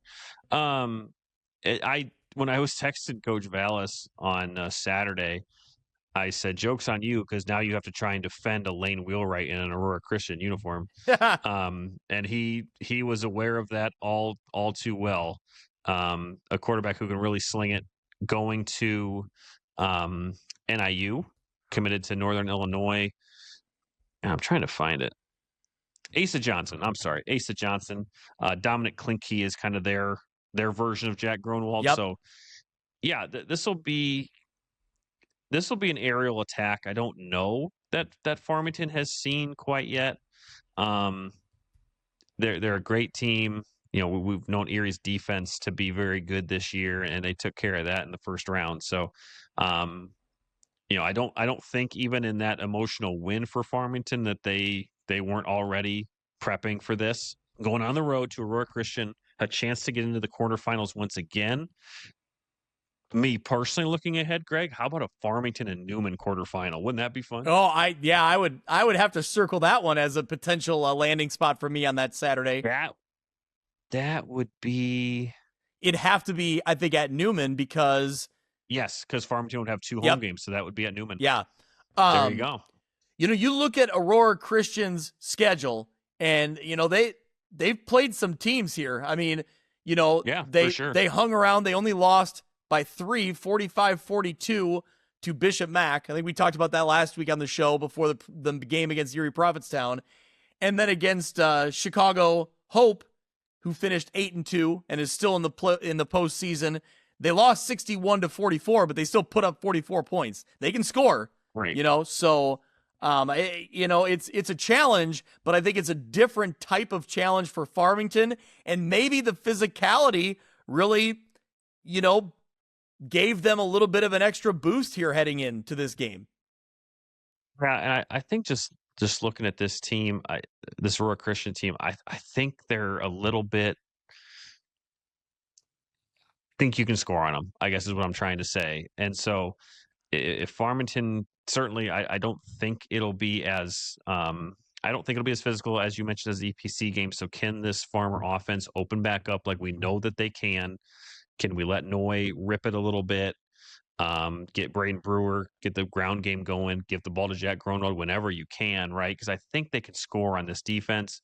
It's just going to come down to if they can stop this Asa Johnson, yep. right? Yep. That passing attack, Dominic Klinke, again, being that kind of that mirror of Gronwald, so to speak. So this should be a great game. Should be a lot of fun. But I'm excited at the possibility of a Farmington Newman quarterfinal. Well, there you go. Let's take a look at the bracket and see what matchups potentially await us here. We already talked about, kind of the Rockridge, Tri-Valley, Seneca, Wilmington, El Paso, Gridley, Newman, and then Farmington, Aurora Christian. What do we see? Great games there in the north. Yeah, no doubt about it. Let's quickly look at the south side of things. Johnston City, the number 1 seed, against 9 seed Maroa Forsyth. Flora going up against Pana. You have Westville and DuQuoin, and then Arthur Lovington Atwood Hammond, against Cumberland. You know, I think that the favorite there, I kind of took Johnston City as my dark horse, but Maroa Forsyth still sits there as the 9 seed. I think that's a school. They kind of struggled there in the first round. Yeah, they did, and they, you know, coming off of 2 losses in week 7 and 8, they almost lost week 9, right? So it's been kind of a turn for their season. I still like the way they do things there, and I still think that they could be a dangerous team. Westville down there also. Arthur Lovington, Atwood Hammond. What can you get out of them as an undefeated squad? I saw a comment on DuQuoin that I think that they're underrated. I don't know that, I'm just repeating what I heard. Yeah. So I think that I've been super impressed with Westville too. So I think that's a sleepy, really good game there in the South. But I mean, my attention, I think the champion is coming from the North, no matter what. And if you just look at the 4 teams that are left, and you look at the possibilities of quarterfinals, any sort of version of that is going to have 4 outstanding teams. And this should be fun. Saturday is going to be a lot of fun. They're kind of all spread out too, so you could potentially, there's 2 o'clock, 3 o'clock, 5 o'clock, and 6 o'clock, so you could be able to kind of space out your watching a little bit to get a sense of 2A North, because we talked about this on the preview show, that the 2A North is as tough, let's just say it's as tough, but it competes with 1A North, it competes with 3A North. So 1 through 3A on the north side of the bracket, as always, just tremendous teams. And 2A, boy, it looks great. Yep. Yeah, you know, it would look a lot better, Mitch, next week if we got Rock Ridge, Wilmington, and then we got Newman, Farmington. Let's get that on that north side of the bracket, huh? Where did we say Rock Ridge would host that, right? Because they both have a home game and an away game at that point. Yep. Unless they play, if they play Seneca, it'd be at Rock Ridge anyway. So if Rock Ridge takes care of business, they're going to host a quarterfinal game. And yeah, that place would be absolutely bonkers. And I know you'd be there. Oh, yeah. Well, there'd be a couple places I'd want to be. It's getting tricky, you know, so. Yeah, let's get that at like 1 o'clock, and let's get Newman and Farmington at like 5 under the lights. Yeah, there. Under the lights there in Sterling. I like it. Athletic directors, if you're listening, help us out. Let's go. Help me out here. Yeah, Justin Stevenson, let's go. Yeah. Make it late. All right, here we go. Class 1A. Let's look at the results from round 1 and heading into the second round. Stockton gets the win. 26-0 over Galena, but they only led 8-0 at the half. So great effort here from Galena in a rivalry game. But that second half, it's Stockton kind of flexing their muscles, showing why they're undefeated. Yeah, well, they had a chance too. Kyle talked about it. They had a pass that would have potentially tied it up, and I don't want to. Carter Blair. It was Carter Blair who had the pick, and just stopped that from really happening, and Stockton took over from there. So, yeah, a great win for Stockton. It's an unfortunate draw for Galena, because I think that they proved that they can hang with just about anybody. I think they were ranked 10th in the state or something, and they get a 16 seed. So that's a travesty. Should never happen. But they played tough. All the credit to that group, and but it's Stockton moving on. Yep. So Stockton will play Hayworth. Hayworth got the win as the 9 seed, 21-14 over Princeville. So a great season for Princeville comes to an end. You know, Caden Sarn's a name we called out a lot. He had a great year for the Princes, but their game, they come up a little bit short in this one. Shimdog, our guy Shim, was there on the scene for that one. So if you go follow his account, or we reposted a lot of his videos from that game. But Stockton will now will go on the road to Hayworth, who's 8-2. That game's Saturday at 2 o'clock. I expect Stockton to be another pretty heavy favorite in this one. I think so. Hayworth's got a cool story. You know, they've a lot of these guys had played varsity since they were freshmen, or had played since they were sophomores together. So it's a great story. They had a great win against Princeville, but it's yeah, it's it's a tough task because I think Stockton's going to roll. Yep. I really do. So I think they'll get back on track, and then they'll be moving into the quarterfinals. All right, let's look at some other results from Class 1A. Clifton Central gets the win 24-6 over Knoxville. Brady Schul, 370 passing yards. And and Derek Meyer, 122, catching 122 of them. So great win there for Clifton Central. You had Dwight getting the win over Rushville Industry. Close game, back and forth game. It's Dwight coming out with the win, 29-26 over Rushville Industry. So the Rockets' great season comes up 3 points short, but Dwight scored with 2 minutes, 51 seconds remaining to seal the win. Great ball game there, but it's Dwight moving on. You also had Anawan Wethersfield getting the rematch win over Stark County 31-8. Mitch, give us some of the numbers on the Titans here. They continue to look impressive. A bit of a slow start in this one, too, as you might expect in a rivalry playoff game. I think it was 0-0 after the first quarter and maybe 10-0 at half. I could have that wrong, but either way, Anawan Wethersfield pulled away. Devin Horry had 207 yards and 2 rushing touchdowns. Danny Heston, an 81-yard punt return touchdown. This Titan group that we know to run all over the place, 311 rushing yards as a team. Only allowed 103 total yards of offense for this Stark County group. So congratulations to Anawan Wethersfield as they move on, where they will meet the 10 seed Deer Creek Mackinac. Yeah, well, Mitch, tell us about DMAC here. We've talked a little bit about them, especially last week heading into their first round matchup, but give us some of the details. Yeah, an incredibly tradition-rich program there for DMAC. They're playing well, 7-3. They've got a running back, Sean Deniston. Everything kind of runs through him. He had 190-yard rushing yards and 5 total touchdowns there in round 1. I don't have his season numbers. I saw a previous game. It was week 8 or week 7. He had like 280 and 4 touchdowns or something. So he's their main back. This will be at Deer Creek. I have played there. I played there as a freshman. It's a fantastic atmosphere. It's a great place to see a playoff game. They've got this great playoff wall that shows all of their years that they've been in playoffs. They posted a video of them putting in the 2025 on there. And Greg, in a rare UniView moment, one of the few teams I've ever seen with playoff hats. So we appreciate that. Yeah, I like that. I'm in for that. There's never a such thing as too many hats, despite what my wife would tell you. You can never have too many hats. Right. You don't see it a lot. The only one that really comes to mind is when Mount Carmel had them pre-made for the state championship. That I remember. But you don't see too many of the playoff hats. So again, we, as the kids say, we stan playoff hats. You're so hip. You're so cool, Mitch. I have to. I have to be in it. All right. So that sets up Anawan Wethersfield, the number 10 seed, at DMAC, the 7-3 number 10 seed, Saturday at 3 p.m. So I've never been to a game at DMAC. So, I'll have to. Yeah, great place. There you go. Yeah, it's a very, very cool place to see a game. Let's see, where are we at here? I'm trying to pull up DMAC. I'm trying to pull up DMAC's schedule. I'm sorry. Oh, no, go for it. Yeah, those 3 losses, teams that we've already talked about. We're going to talk about GCMS in a minute, but they lost to El Paso Gridley 41-0. They lost to Tri-Valley 44-0. They lost by a touchdown to GCMS. So it looks on paper that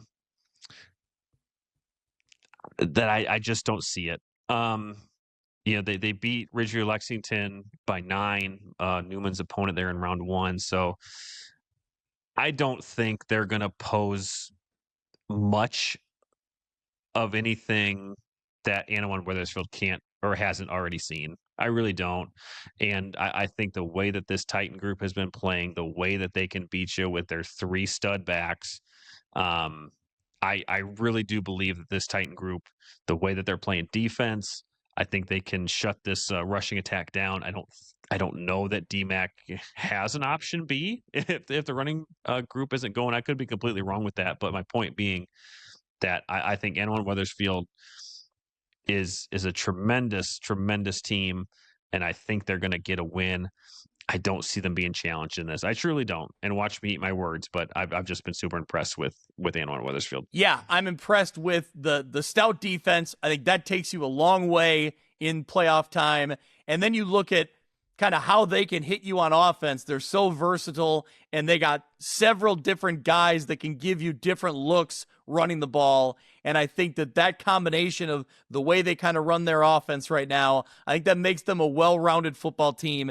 They had the good tune-up win over Stark County, and I think they're ready to roll. And I think they're a dangerous team if they play, their best football. This is a group that's only allowed, 14 points. That's the most that they've allowed in a game. They've done it 3 times, but in 6 of their last 8 weeks, they've only allowed, in 6 of their last 8 weeks, they've allowed 8 points or less. So defense is playing great. Outside of that Princeville game, they haven't scored any less than 35 points in a game. Outside of the playoff game, 31. But tomato there. I just think they're good. I think they're playing great. I don't think DMAC is going to pose too much of an issue for them. I really don't. And we could be getting into a Annawan Wethersfield Lena Winslow quarterfinal. Not to look too far ahead. Well, that's a great segue, Mitch, because Lena Winslow, the 3 seed, gets the win, 48-22 over Forreston. 124 yards for Aiden Wild. You had 147 yards for Schlichting. I think Wild had 4 touchdowns. I'm pretty sure that's right. Well, we said 6 rushing touchdowns total, and that advances the Panthers on to play the number 6 seed Gibson City Melvin Sibley, who got the win over Ottawa Marquette. I believe it was 28-6 was the final. So a nice win there for GCMS to move along. So they will now be hosting the Panthers Saturday at 2 p.m. Thoughts on this matchup, Mitch? Again, I don't think there are many teams playing better football than Lena Winslow. Yeah. And I know that that's a dumb thing to say in playoff time. But it almost looks like they've just hit another gear in the way that they utilize Aiden Wild, the way that they utilize Alex Schlichting. Defense is playing great. I think they're the odds-on favorite to me to get to the semifinal and get a rematch with Stockton. I think, not to take away from this game, not to take away from a potential matchup with Annawan Wethersfield, because I think that's great too, and that'll be a great game. So let's just stick here this week. I think we've seen NUIC success over GCMS in recent years. I expect the same result here this week, because I just think they're playing so well. They haven't been stopped since week 2, and I think they're just going to continue to play really great football. Yep. As you would expect. Yep. All right, so we got the bracket pulled up there as we talked about. Stockton takes on Hayworth. You have Clifton Central going up against Dwight, Annawan Wethersfield and DMAC, and then Lena Winslow and GCMS there. Looking at the south side of the bracket, Calhoun gets the job done as the number 1 seed. They will take on Greenfield Northwestern, the 8th seed there. Is that a rematch? From the regular season, it could be. They're conference opponents, but I don't know that they play each other every year. You'd have to double check. Right, keep rolling through. I'll look it up. Keep rolling through. I assume that KZ Westfield defeated Red Hill. Kyle didn't have it updated on these standings, so I'll have to take a look at that. They did. Okay, Yeah, they did. So KZ Westfield gets the win there. Man, Mitch, got to be honest. I kind of went out on a limb and picked Tuscola. It did not work out for me. Nokomis. It sure did not. Nokomis gets the upset win. The 12 seed is moving on. You had Camp Point Central getting the win as the 2 seed. They will go up against Brown County, the number 7 seed. That is a rematch from the regular season. And then DuPont and Carrollton. As is Calhoun, Greenfield Northwestern. What happened in the regular season in that one then? That was a 14-6 Calhoun win. Okay. Good night. That Brown County CPC game is going to be awesome. Yep. That was a 27-6 win for CPC in week 6. That was a home game for CPC as well. So, really impressed with what Brown County did against Athens there in round 1. So yeah, the South I think looks pretty much how we thought it would. CPC looked unbelievably good, and so yeah, a lot of football to be played here in 1A. Yeah, there wasn't Nokomis over Tuscola, like you mentioned, was the upset. You had Carrollton that had the on paper the upset win over Oakwood. So no, this is what 16 teams left. Really, really talent across the entire stretch here, and just kind of eyeballing the quarterfinals.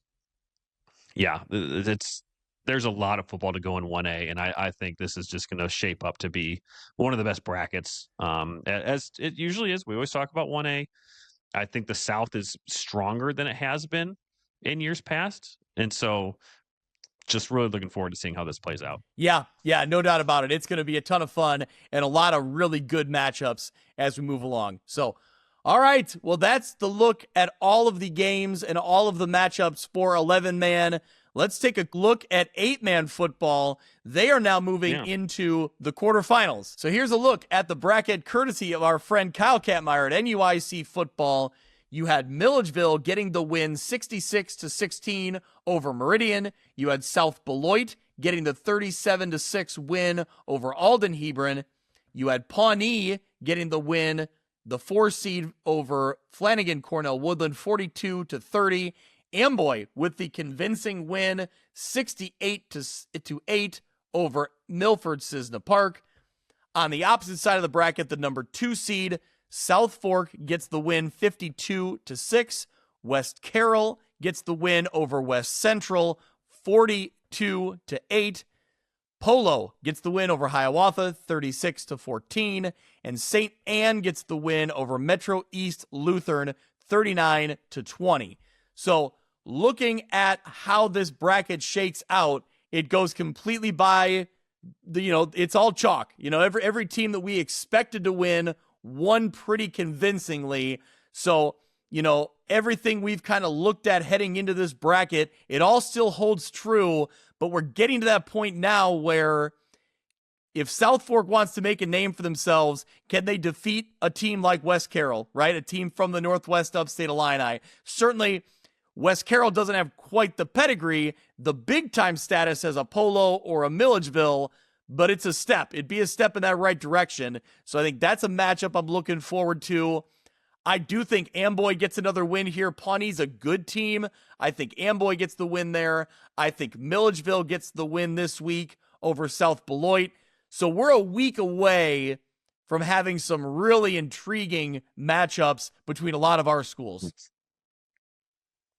Yeah, I mean, you could get 4 NUIC teams in the semifinals, which is it's crazy, but it's just been the nature of the beast here in I8FA. Yeah, I am intrigued to see if South Fork is for real, or if St. Anne can hang with Polo. I still think we're headed towards Milledgeville Polo, but I think I was surprised by the way that West Carroll won. Yes. Yep. And this is what their second year in 8-man, so they just continue to ascend and do really well. So yeah, looking at this, I don't think Amboy's going to have any trouble. I don't think Milledgeville's going to have any trouble. So I think we will have 4 NUIC teams in the semifinals, and at that point, it's a bit of a pick'em because those 2 semifinal games would be really, really good. But for my money, I still think we're headed towards Milledgeville Polo. So it'll probably be Amboy and West Carroll. Mitch, you got to have a little more faith in your analysis here, a little more faith in your picks. No, admittedly, no. Yep.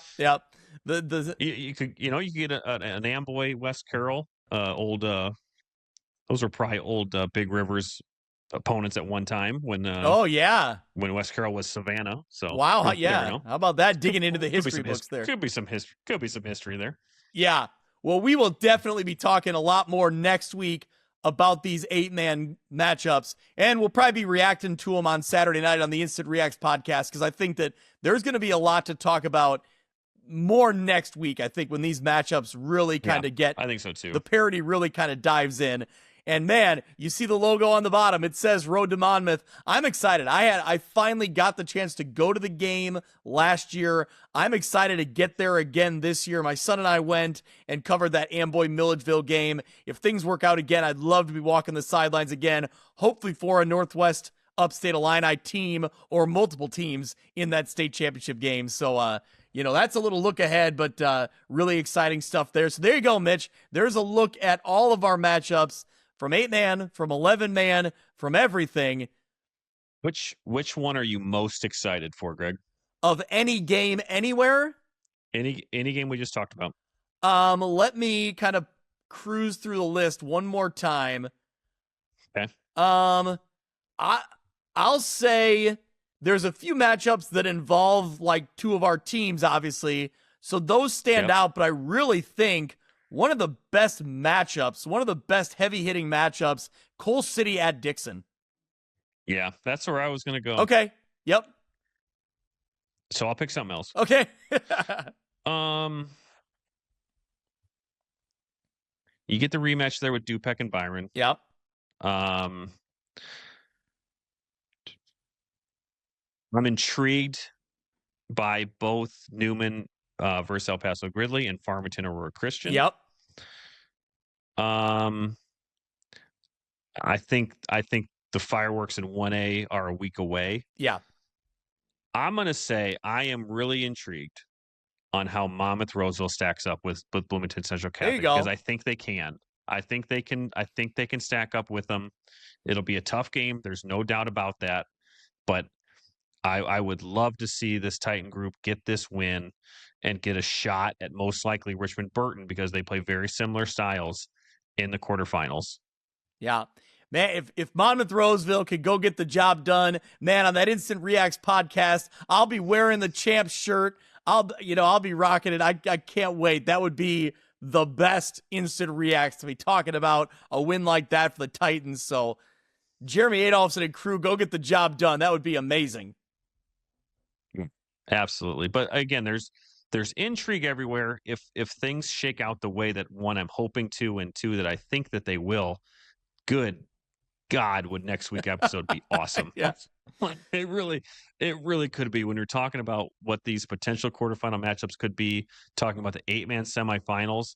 It would be an absolute banger of an episode. So, but let's get these games done first, get the results that we're hoping for on the field, and we'll be breaking it all down next Saturday. Yeah, no doubt about it. So as you said, Saturday night, 9:30, we'll be going live, the Instant Reacts podcast for the second round of the playoffs. We'll bring in the usual characters. We'll get insights. I'm assuming that Ty Taylor will be willing to, well, although they'll be on a long road trip. So I'll have to confirm that Ty Taylor can join us. But how far is that? It's a pretty good haul, I think. Is Downs pretty far down there? I can't remember. I don't know exactly. I'd have to look it up. Now you put me on the spot. Welcome to Geography 101 with Mitch and Greg. I think it's in a state they grew up in and have no idea where I think it's is. a little bit of a road trip was my point. So it's not at home. But anyway, we'll have a cast of characters. No worries about that.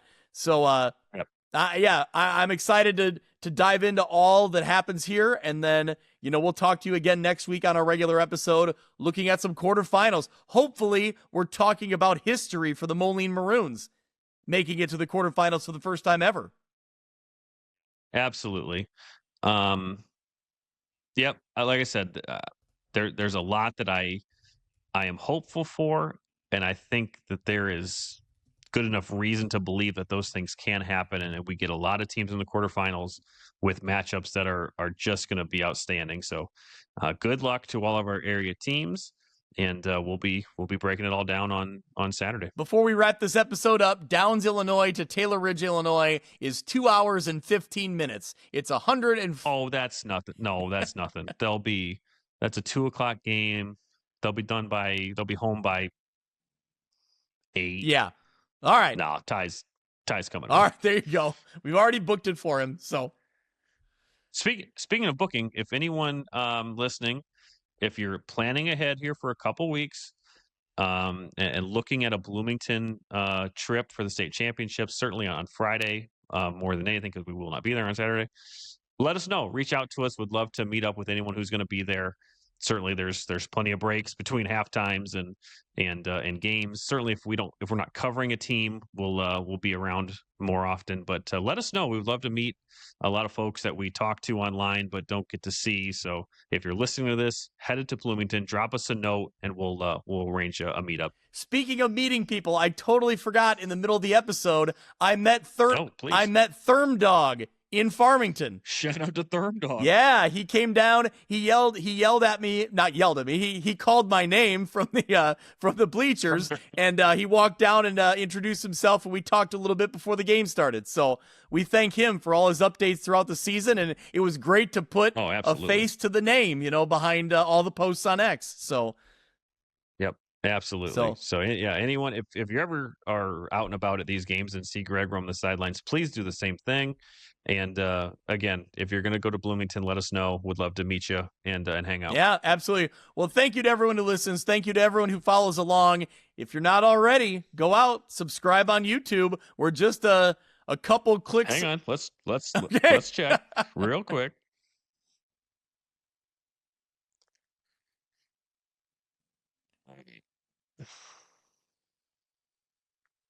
736. Not sure if that's what you said earlier, but 736. I did not know the exact number earlier, so 736. We're right there. We're right on the doorstep of 750. Let's get it done. Let's get to 750. That was the goal. We're right there. So thank you to everyone who follows along, who subscribes. And thank you to all, well, probably 1,000 of these are mine, but 7,855 views on our holiday a montage there. So our most viewed video of all time. So thank you to everyone who got a kick out of that. Yep. Fun to be able to find a way to bring back our Andy Williams love and some great highlights as we prepped for the start of playoff season. No doubt about it. And go out there. We have highlights. We'll have highlights of the Farmington game, which we saw. We'll have extended highlights of that game, extended highlights of the Monmouth-Roseville win as well on our YouTube channel. Wait. Did you say where you're going to go? I believe I have my eye on Macomb for Geneseo Macomb. That's right. Yes. That's right. Okay. No, I can't guarantee it, but that's what I'm looking at. Man, it could be a Shuck on a truck. Maybe Shuck will be there. Maybe. He's got a couple big games in the area. So QND is out, Quincy's out. So yeah, if not, Chris Dewar will be there. Potentially they may be covering Brown County CPC though as well. Wow. Yeah, they'll definitely be there. Yeah. So let's talk to him. You might have to represent there at Macomb. Yeah. Yep. All right. Well, thank you to everyone who listens. Thanks to everyone who follows along. The next time you hear us, we'll be reacting to the second round, and then we'll be looking ahead to the quarterfinals. It's exciting stuff, so stick around. We'll talk to you again soon. That'll do it for this week's episode of View from the West. Thank you so much for listening. I encourage you to go out to Apple Podcasts or Podbean and subscribe so you can follow along, and downloads will come automatically every week. You can follow along on Twitter at ViewFromWestPod. You can also email me if you're interested in being a sponsor, viewfromwestpod@gmail.com. Thanks so much. We'll see you next week.